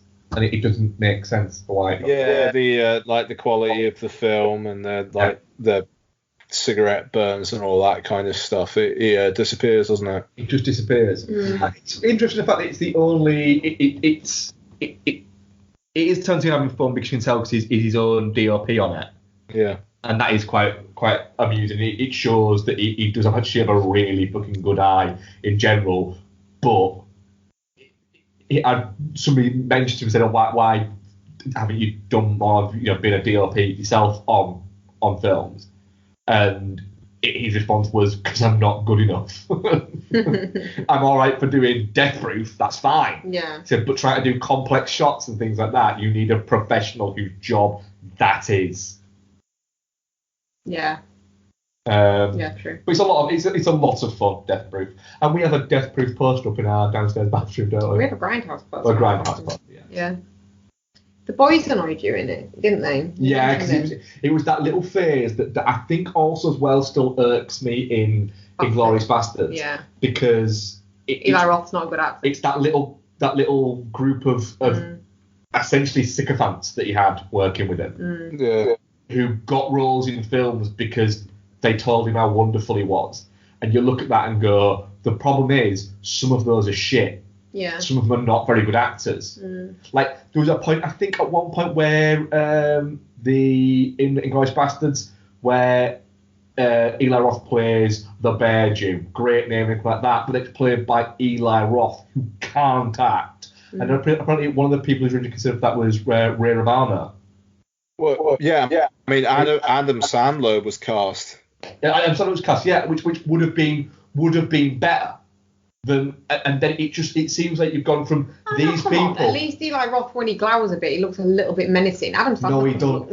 Adam Sandler doesn't look menacing. He looks like a frat boy date rapist. Yeah, he does. But date rapists are kind of dangerous. Not frat Adam boy Sandler's ones. not. No, they're dangerous. They're not threatening, though. Oh, come on, Adam Sandler in that role would have been horrible. I'd like to have seen that, though. Well, just for curiosity value, you can't Do that off. possibly think for a second he'd be good. Yeah, I do. Adam Sandler. Yes, Adam Sandler. Adam Sandler can do fucking contained rage. I mean, punch drunk love. Yeah. Adam Sandler can actually be a good actor when he wants to be. Just never wants to be anymore. I mean, have you seen Sandy Wexler? No. I've got one more. I think that was it. We're done. You got anything? No, I don't think so. I've been playing a lot of Bioshock too. and watching Stranger Things, haven't you? Stranger Things. Yeah, I rewatched Baywatch Nice. because I like Zac Efron. I don't understand why this film gets as much grief. I don't. It's a fucking blast. It's so much fun. I don't get it. I have watched it more times than most people. I have watched it. I would say there's a possibility I've watched this more times than anybody. But people have a lot of hate for it. I don't get it at all. You don't trust people. You can't trust people. Yeah, it's an awful lot of fun. He's got 2 gold medals. How many have you got? But it's not 2. Lines like that make no sense. And just the ridiculousness of it is magnificent. The fact that he's called Mitch Buchanan, but his mentor is also Mitch Buchanan. It just makes no sense at all. But the film literally acknowledges it. It's an awful lot of fun, and it's a film that I will continue to watch. I need to rewatch Baywatch. The weird thing was, the second watch I had of it, I was like, all right, I can start to see some of the problems. Then by the time I watched it on the third watch, I was like, no, I can't. And then the fourth watch, I was like, this is a lot of fun. And then watch number 5, I was like, do you know what? This this might be a classic. Wow. What? I mean, that's possibly a the touch. shot where Baywatch comes out of the bay as The Rock is lifting somebody up and fucking dolphins jump out. It's like, how did this not win Oscars? That's it from us. What are you watching, bud? How did this not win Oscars? Indeed. So, right, fucking hell, I've got a few. Strap in. Right, rewatch The Simple Favor. The Simple Favor is great. It is very, very entertaining. Took Lottie to see Detective Pikachu again. That film's cracking. Great world building. Don't like the third act's mental. All over it. Tron Legacy.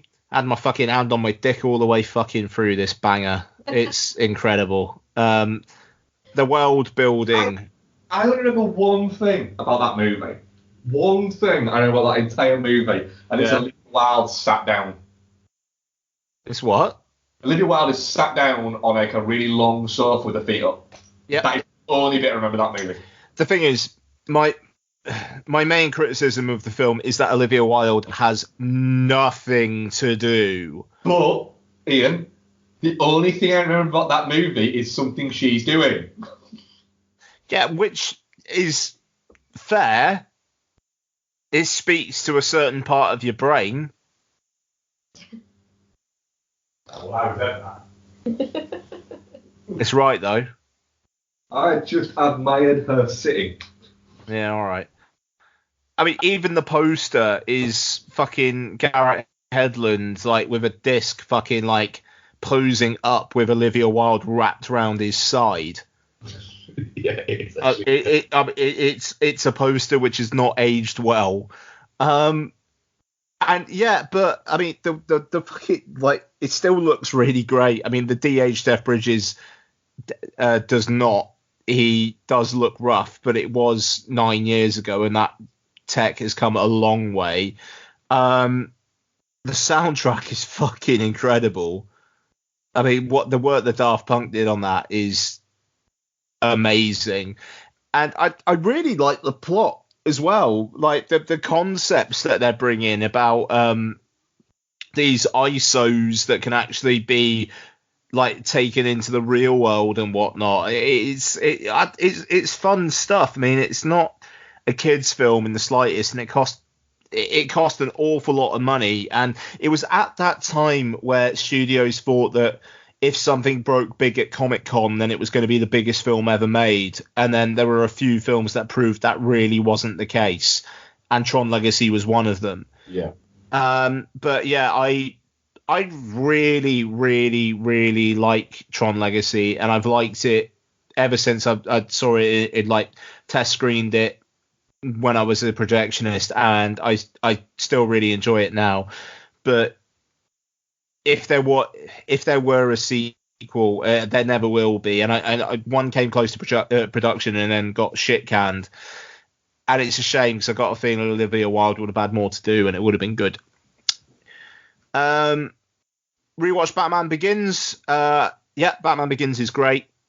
It looks completely different to the other two films, and that is really disconcerting when you think about this film in comparison to the others. But I think it's interesting that this was called back in the day Batman Intimidation Game, because that really fits what this film is about. It deals with, I mean, I really, really like the MCU films, but they're more about character than they are about themes. And Batman Begins is really about a theme. It's about how fear can be used to control the populace. And again, kind of feels relevant now to an extent. And it works. It's really, really good as Batman Begins. Last three are current releases, so I'll spend a little bit more time. So Angry Birds the movie 2. All right, what was this like? It was better than I fucking thought it was going to be, and so was Angry Birds. Yeah. So to be fair, the Angry Birds films probably some of the best video game movies of all time. That's fair. Yeah, they're funny. They make me laugh. it might be base stuff, but there's a sequence involving a bunch of the birds forming, like in a overcoat, forming one big bird in a toilet with another bird, and they're like, right, you gotta splash some water. You gotta make it look like you're peeing. And there's just like a water bottle with piss flying all over the place, while another bird is just fucking looking at this combination of birds in one big bird just pissing wildly all over the place. And then they can't quite get control of him, so every now and then he just keeps on looking over downwards at the other bird. And it's just kind of my happy place, really. It's funny. It's funny. Voice cast put in a shift. And yeah, I enjoyed it. Ottie laughed a lot. I laughed quite a lot. Can't complain. It's not a film you hate your kids for being put through. There's a quote. Yeah, Angry Birds 2, solid. The Current War. The film that was delayed 2 years because Harvey Weinstein is a sex offender. Hang on, has he been convicted as a sex offender? Alleged as a sex offender still. All right. He's probably a sex offender. I can say that, can't I? Yes. Maybe just banging allegedly on the back. He's allegedly probably a sex offender. Right. The Current War. It's directed by the guy who directed Me and Oh and The Dying Girl. So it is executive produced by Martin Scorsese because they have a relationship, which is awesome. Good for the director of The Current War. Alfonso Gomez Rayon, I want to say his name is. Let's see how wrong I am. Who directed it, though? Don't point to my review. I don't care about that. Who directed it? All right, so you've got the cast. What about the crew? Alfonso Gomez Rayon, yes. Mate.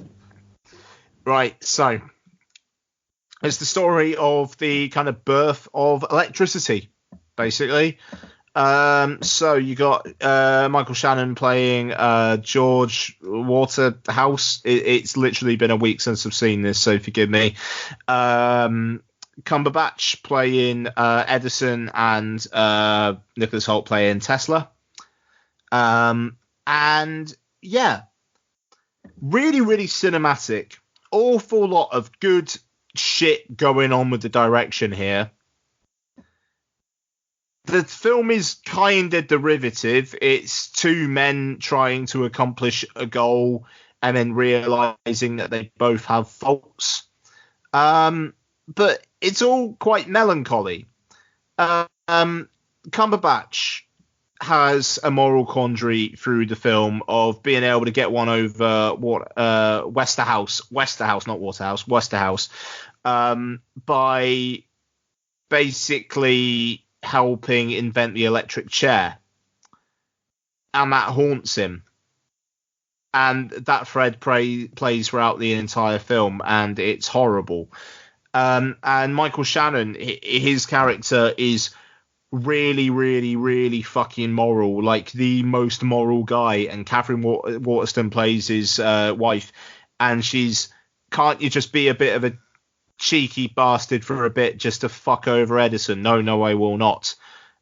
And he, spoiler alert, he does at one point, and it actually kind of helps, but he feels horrible about it. So you've got all this, like, it's not just like two men's egos fighting. It's more complicated than that, even though your allegiances kind of shift throughout the film. And, you know, Edison at one point is just the biggest fucking prick in the world. Like, it's and Cumberbatch can play the biggest prick in the world very easily.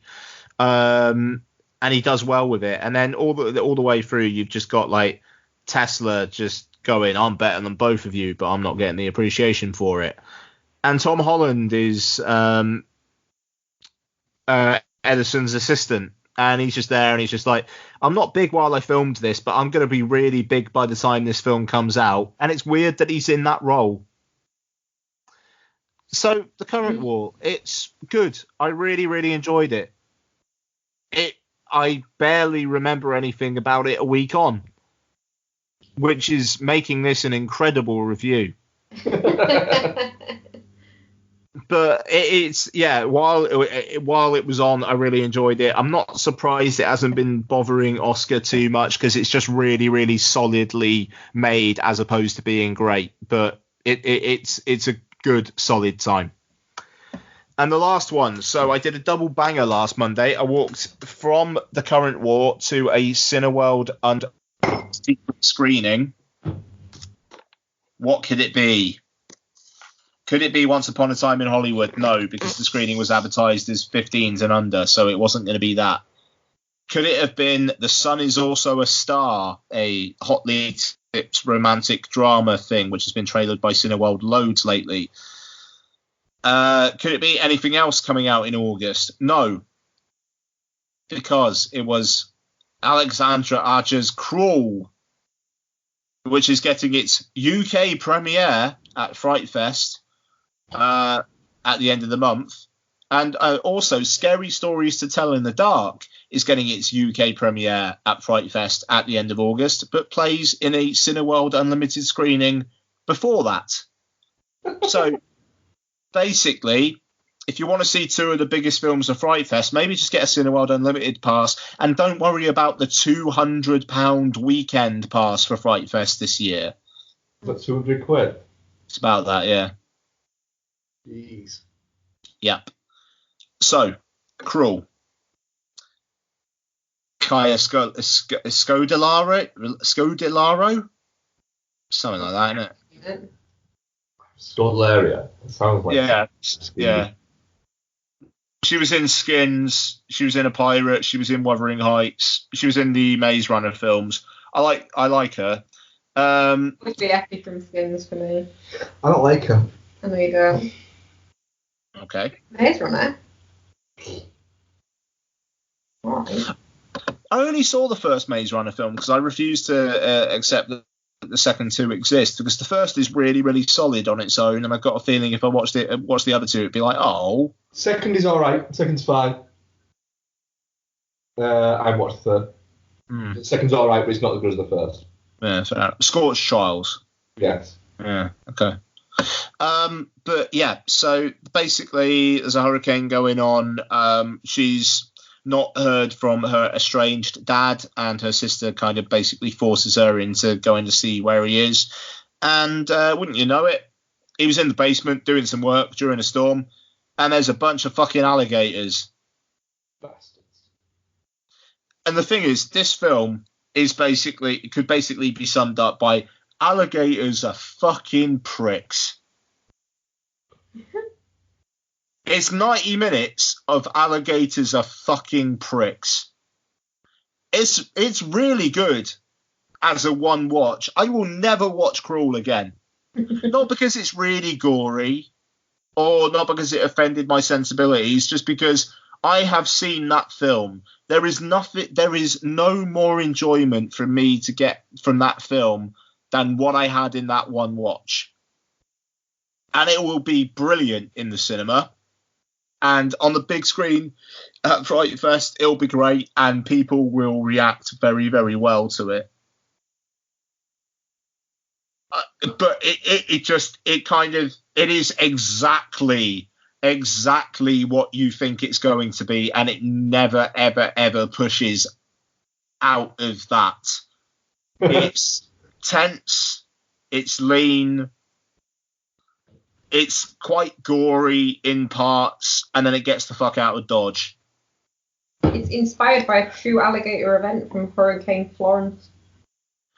No, I'm sure it is. I mean, an alligator farm flooded probably one day, and then they probably got met with a hell of a fucking bill afterwards.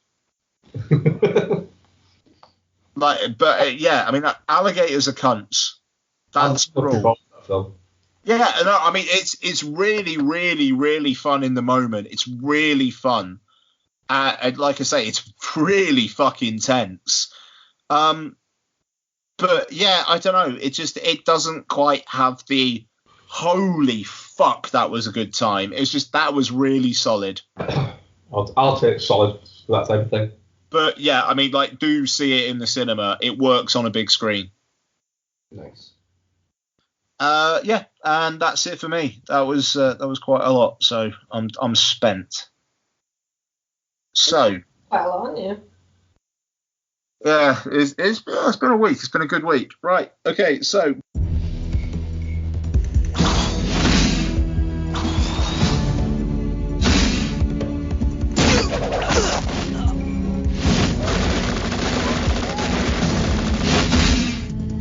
Just relax and drive. You don't look like Miss Daisy. I should be driving. You know fucking Shut well. up. Have you ever heard the term bioengine? I have one in my chest. There's a corporation in LA. They will pay me $5 million for it. You would be held responsible if the competition acquired this object. You help me get to LA, I'll give you half the money. What do you say? It's suicide. Can we talk about it? Tell me on the way down. No!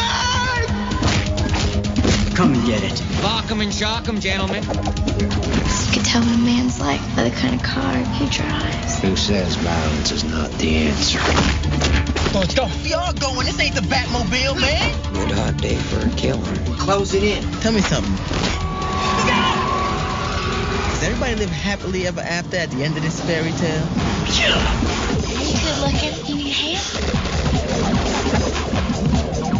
He's good.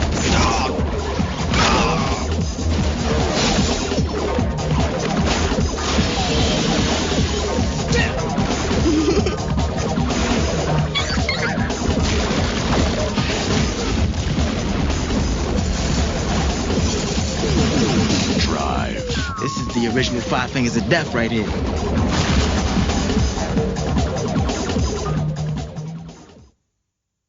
Drive. It's directed by a jobber, and it stars Mark Dacascos, Kareem Williamson, Hardison. Nadeem Hardison. and Brittany Murphy playing herself. Yeah. The director's called Steve Wang. Steve Wang. Steve Wang. That's it. Okay, so What else did he direct? Lost me. Oh, Power Rangers Lost Galaxy. oh shit. Right, Drive. Two Rascals, Mark. What is the plot of Drive?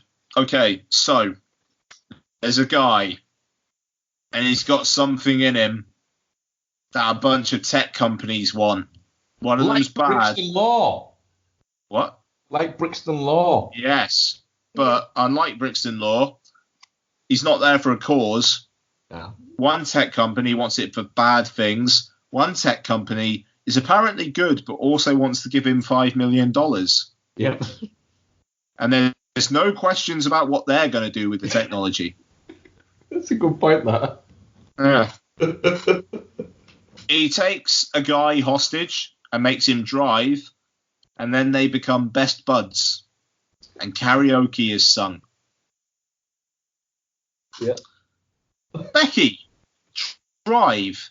What the fuck? Yeah, it is a bit what the fuck, isn't it? It's a whole experience. I kind of loved it though. I'm not gonna lie. It's absurd and it's cheesy, but both central, well, all three you could possibly say central characters, but mainly both central characters are really, really well played by the people playing them.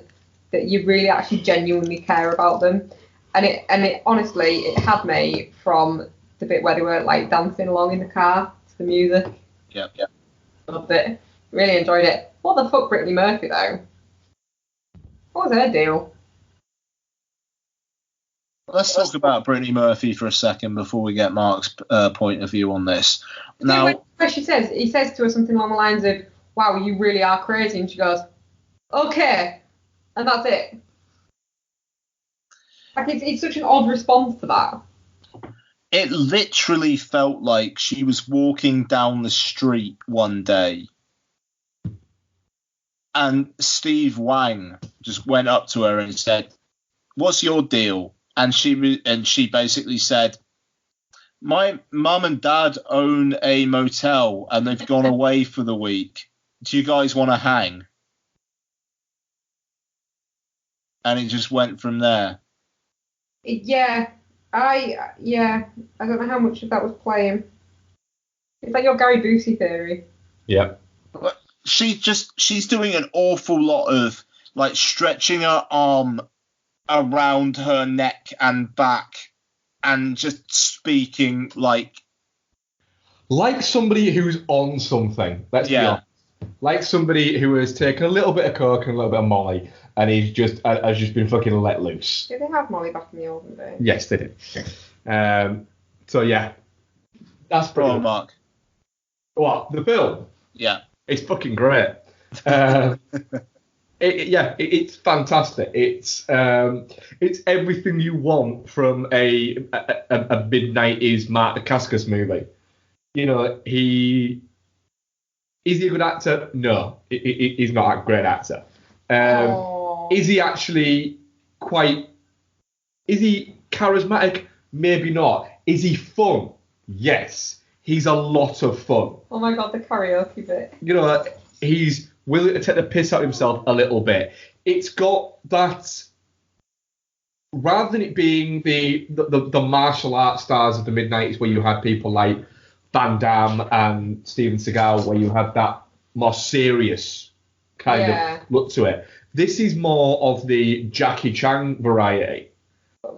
With there's nothing wrong with Jackie Chan, Becky. Name me 3 Jackie Chan movies you've seen. I will not. Because you don't have. You haven't seen Rush Hour. I have not. No. But it's got that mad energy of that, where it's rather than the fights just being fights, they're choreographed to almost be amusing at points. It felt a bit like Big Trouble in Little China vibey to me at points. Seriously, yeah, you would love Jackie Chan movies. But yeah, I had an awful lot of fun with it. Brittany Murphy was a delight in it. Yeah. I was like, I'd hang out with her. We were watching where in the credits roll and we were like, fucking hell, her character was called Deliverance. Yes, her character was called Deliverance. It's just, wow. I was getting upset at the amount of things they blew up. Yeah. They blew up that weirdly big garage that they had next to the motel. They blew up the whole motel. And then they blew up the whole motel. And then they blew up that weird fucking restaurant that was in the middle of nowhere that had a spaceship. I'd go to that bar. I would go to that bar. But not now. Not now. It's blown up.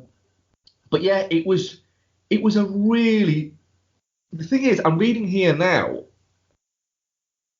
and it seems like one of the producers recut it at one point. And it seems like the version that we watched that is on, is a combination of both of the director's cut and the producer's cut. Right.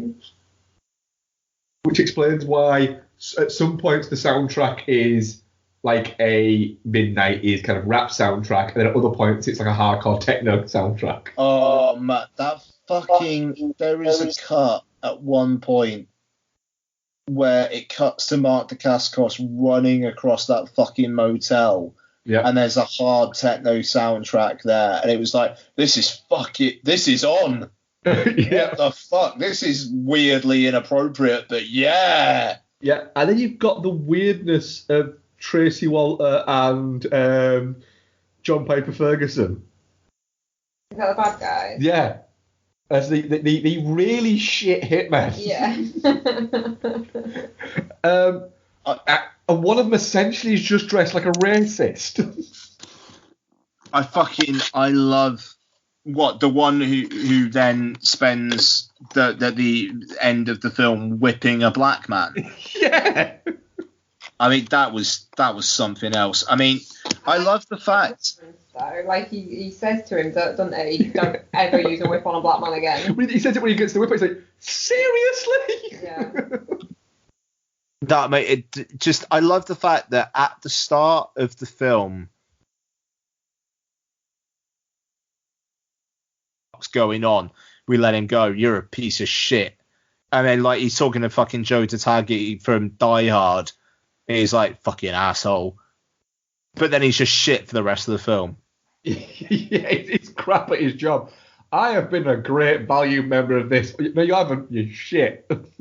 I mean, this film is so full of joy. Yeah. If that guy ate flour, he'd shit cupcakes line. There's also, look, it's my favourite cheese-eating dick monkey. Oh, cheese-eating dick monkey. And the guy just... And the other guy calls him cheeseburger earlier on as an insult. Oh, yeah, the ex-wife's new partner. That's it, yeah, he's a cheeseburger. Yeah, I mean, it's amazing. We quite enjoyed the bit where the sort of super extra enhanced guy takes his coat off and has another almost identical coat underneath. And he breaks his glasses. Yeah, and he takes his coat off. He's like, shit's about to get really, taking his coat off, and there's just the same coat underneath, but smaller. Yeah, and before that, or after that, when Malik goes, let's kick his ass and take his coat. Yeah. Kick his ass and take his coat. That's a real random line. Oh, fucking hell. I just realised I forgot a film in the what we watched as well. And I literally finished watching it just before we started recording. We'll get to it, but yeah. It's mid-90s silliness. Yeah. I genuinely... I can't understand why I haven't watched it. I think if this movie had been made in 95 or 96, I would definitely have seen it. When was it made? 97, which means it probably won't have hit UK distribution until probably 98, 99. So that's probably why I've not seen it, because by that point I was kind of less into the renting videos and stuff like that, because I was going out drinking. And yeah, but I had a fucking great time with it. Oh, I've remembered another really funny bit. What? When they're talking about kung fu and people with tiny feet kicking each other's asses. Oh, yeah. And he's mocking like kung fu movie dialogue, and he's like, "Oh, kung fu is useless and obsolete." Oh, it was a good time. I had a good time. Yeah, I had a really good time with that movie. I'll watch that again. I'll probably watch it again. Yeah.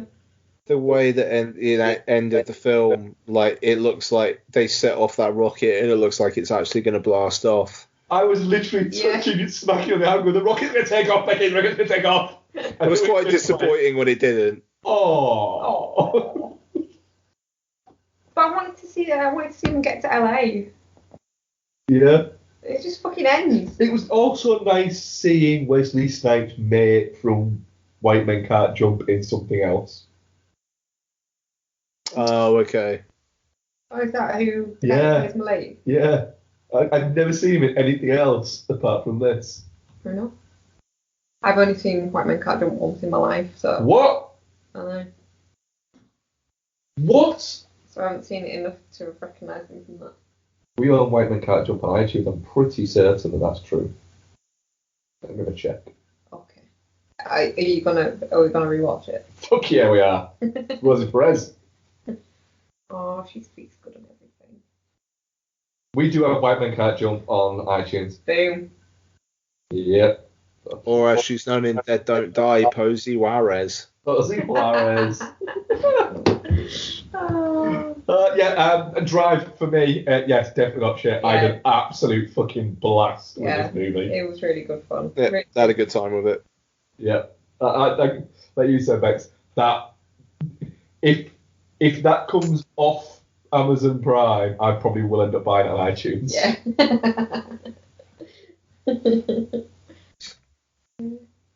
So, yeah, I watched Charlie Says. Oh, you watched Charlie Says? Yeah, I literally finished it while I was eating dinner, and I completely forgot to talk about it. Wow, that's... Yeah, that says something. So, directed by Mary Harron and written by Genevieve Turner, or is it Guinevere Turner? I think it's Guinevere Turner, apologies. So, American Psycho Reunite. It's the Matt Smith Charles Manson film, which we were thinking of doing as a main review, and I'm glad we didn't. yeah, it's well intended because it's focusing on 3 of the Manson sisters essentially who are incarcerated after, and there's a psychiatrist trying to kind of help them through post-Manson stuff, and it will cut back often to flashbacks of life on the ranch with Matt Smith playing Charles Manson. And yeah, it just feels very rote. Matt Smith is, you don't get why they would all flock to him. There's no real charisma. It just seems to be a weirdly greatest hits of ranch life, which I know is not this film's intent, but it's almost like they were beholden to actually having to sell this to an audience. And yeah,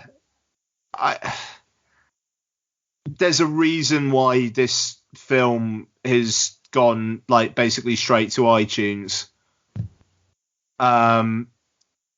It just there's really nothing in it of note. I mean, Matt Smith, he's not bad. Sorry, go on. Mary Harron, isn't it? Yeah. Yeah. Yeah, I mean, Matt Smith's not bad. I mean, fair play to him for taking on this role. But it's just, right, yeah. Charles Manson, racist, misogynist arsehole who knew how to manipulate people. Great. I don't see any of the weird pull there. He just seems like a fucking dickhead with a beard. And there must have been some sort of more pull to him than that. And it's not just women, you know, there were men at the ranch as well. So it's not just like, I mean, I suppose heterosexual men, I should say. It's not like it's not so base as to say they all just fancied him or anything. But the film doesn't really say what it was about him. And it's played from the women's point of view. Hannah Murray, who from Gilly from Game of Thrones, is kind of the lead of the film, actually. And I don't know, it's odd because every now and then during the flashbacks, she has these moments of doubting Charlie. But right at the start of the film, in the present day sequences, she's fully fucking drinking the Kool-Aid with these 2 other girls, and it doesn't quite fit. And also, to be fair, if there was a drinking game for film where the title is said the most, you would die. They say Charlie says or Charlie said so much in this film, and I get why, and I get the point, but they kind of make the point about 20 minutes in, then drive it through for about an hour 50. Yeah, it's not great. Yeah. And I think Matt Smith could have been better, or it could have been played by a more charismatic actor. You don't get it. You don't get the pull at all. So yeah, Charlie says, really, really forgettable. Not shit, but just, yeah, that happened. Which for a film about the Manson family probably shouldn't be the reaction you have. Yeah. So tangenting on Charlie Manson, the guy who's playing him in Once Upon a Time in Hollywood's playing him in the new season of Mindhunter, isn't he? Yeah, I said this in a previous show. Alright, well. And you just clearly weren't fucking listening. Clearly wasn't. No. There's a big old age difference, isn't there? Like between what they should be. Yeah.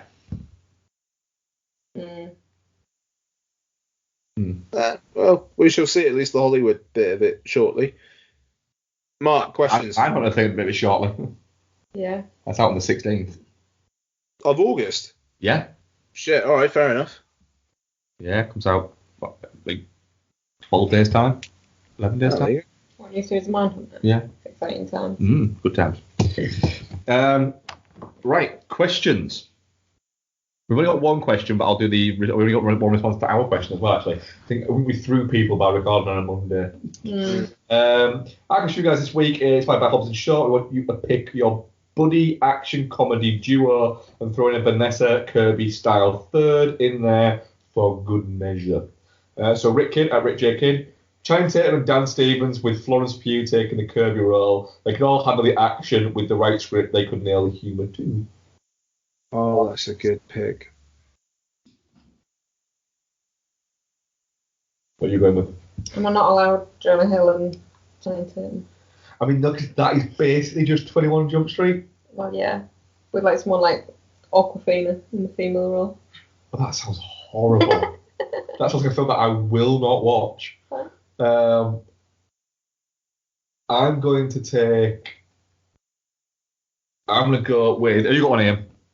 Yeah, Idris Elba's cat character and Judi Dench's cat character, aided by Jason Derulo's cat character. Right, that's cool.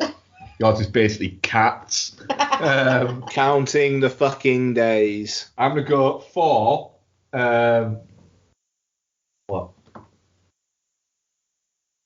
Cool, you showed me a picture of a woman's bottom. It's just called my Twitter timeline. I don't like that. I've forgotten the name of the actress now. What's she? I've forgotten all things. She's a really famous actress as well. Anything she's in? What does she look like? A person. Completely blank. Holy shit, I've gone totally fucking blank. Can you just hold this light bulb over your head and it might help? Can do. She was in Ocean's 8. And she's not Sandra Bullock. Kate Blanchett? Kate Blanchett? Fucking, yeah, could not fucking get him. Man. Hang on, you got a picture of Kate Blanchett's arse? No, this is my choice.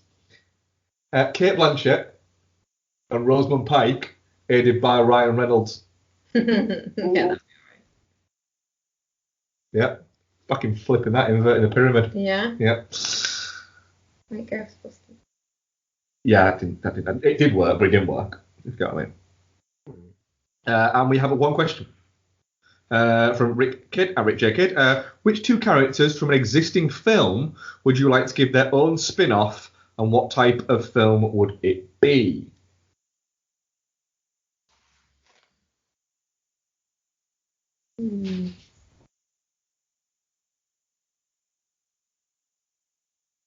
Riggs and Murtaugh in The African Queen. That's a good show, actually. That's a good show. There you go, for. Thank you.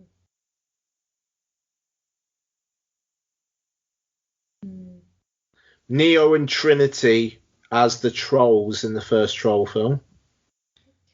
Can I have Batman and Iron Man? It's from an existing film. I'm fucking changing it. Batman and Iron Man in the film Quiz Show. That's good. But no, not Batman. It'd be Bruce Wayne and what's it? In what? The Quiz Show. The underseen Quiz Show. No one goes, I'm not Quiz Show anymore. I think it was a fucking cracking movie, and just nobody talks about it anymore. Apart from me, just then. Yeah, just you. Just me. As everyone else shouts because it was shit. Thing, and it's just me thinking that it was. I don't think everyone thinks Quiz Show's shit. I don't think they do. I think it's quite highly regarded. I'm going to check. See how fresh it is on the tomato dicks. You got anything, Bex? Totoro and Pikachu in like a thriller movie. To solve crime. Yeah, that'll do. She's already detected. Like 7. Yeah, like 7. Well, the 7 was the one that sprung to mind, actually. Yeah. That'll do. Good. But it's Totoro.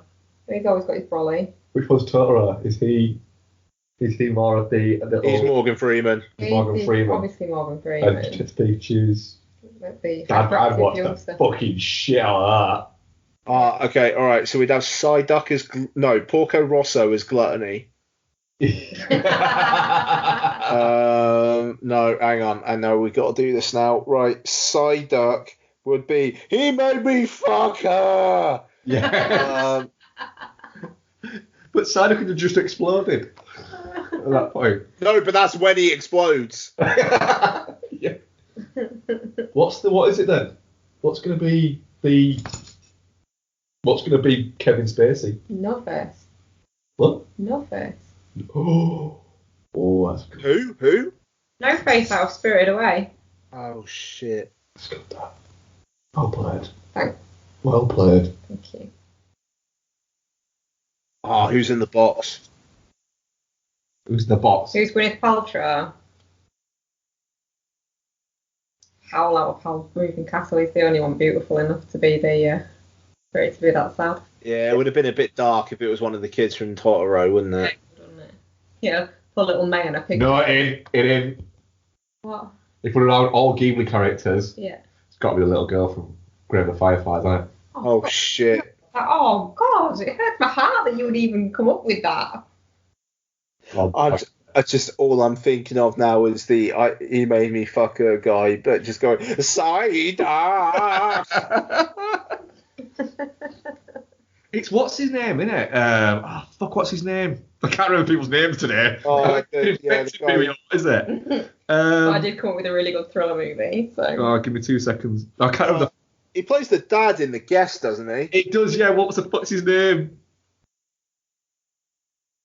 He's also in the Taken movies. Yeah, he is. Oh, Leland Orser. Yeah, man. That guy, the guy who at some point in his 60s is going to win an Oscar for Best Supporting Actor without question. Yeah. And off the back of it, will end up being in a shitload of movies for 2 years and then disappear again. Aww. Like Mark Rylance. Oh, Leland Orser is Psyduck in Pokemon 7. Yes. Detective Pikachu 7. Oh. We could have the all Ghibli characters and all Pokemon to choose from. Yeah. Shit, why isn't any of us any good at drawing? I am. I want to make a comic strip of it. I'm good at drawing.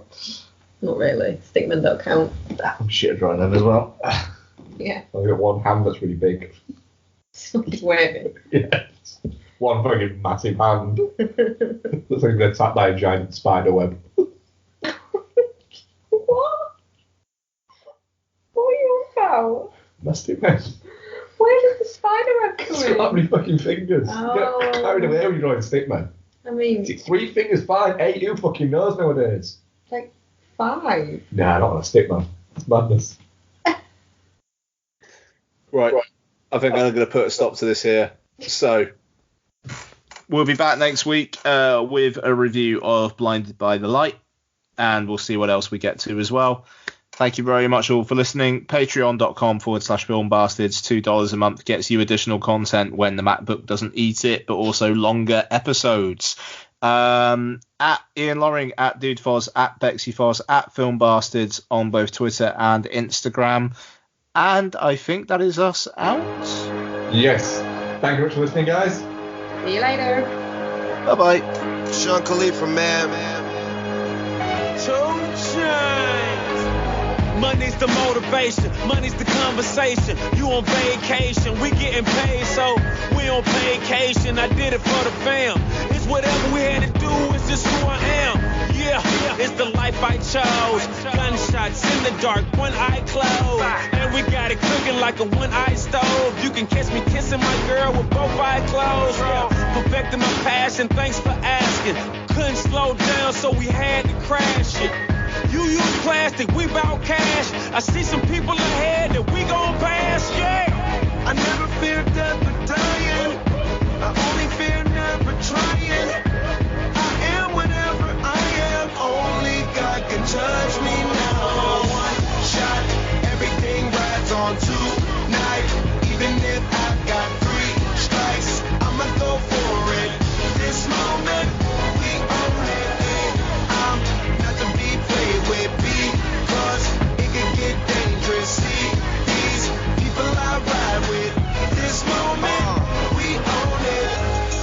ones that I ride with be the same ones that I die with. Put it all out on the line with. If you're looking for me, you can find wit in a new car or the crown with. My new broad does a fine chick in the weather squad. I'm down with. Ain't no way around it. What you say? Tell me what you say. Working hard, repping for my dogs. Do this every day. Taking off, looking out for all. Making sure we ball like the mob. All you do is call. Catch you if you fall. Young Khalifa. I never fear death or dying. I only fear never trying. I am whatever I am. Only God can judge me now. One shot, everything rides on tonight. Even if I got 3 strikes, I'ma go for it. This moment, we own it. I ride or die to be played with because it can get dangerous. See, I ride or die people I ride with. This moment, we own it. This the biggest day of my life. We got big guns. Been graduated from knives. It's the day of the life, and I'm ready to ride. Got the spirit, I'm feeling like a kill inside. Or financial outbreak, I'm free, but I ain't out yet. Ride with the plug, so I'm close to the outlet. At the red light rim, sitting offset. I look better on your girl than an outfit. Stuck to the plan. Always said that we would stand up, never ran. We the fam and loyalty never change up. Been down since day one, look at where we came from. Jumping out on anybody who try to say something. One thing about it, got a problem, I got the same one. Money rolls, we fold. Plenty clubs, we close. Follow the same code. Never turn our backs, our cars don't even lose control. Shot, everything rides on tonight. Even if I got 3 strikes, I'ma go for it. This moment, we own it. I ride or die.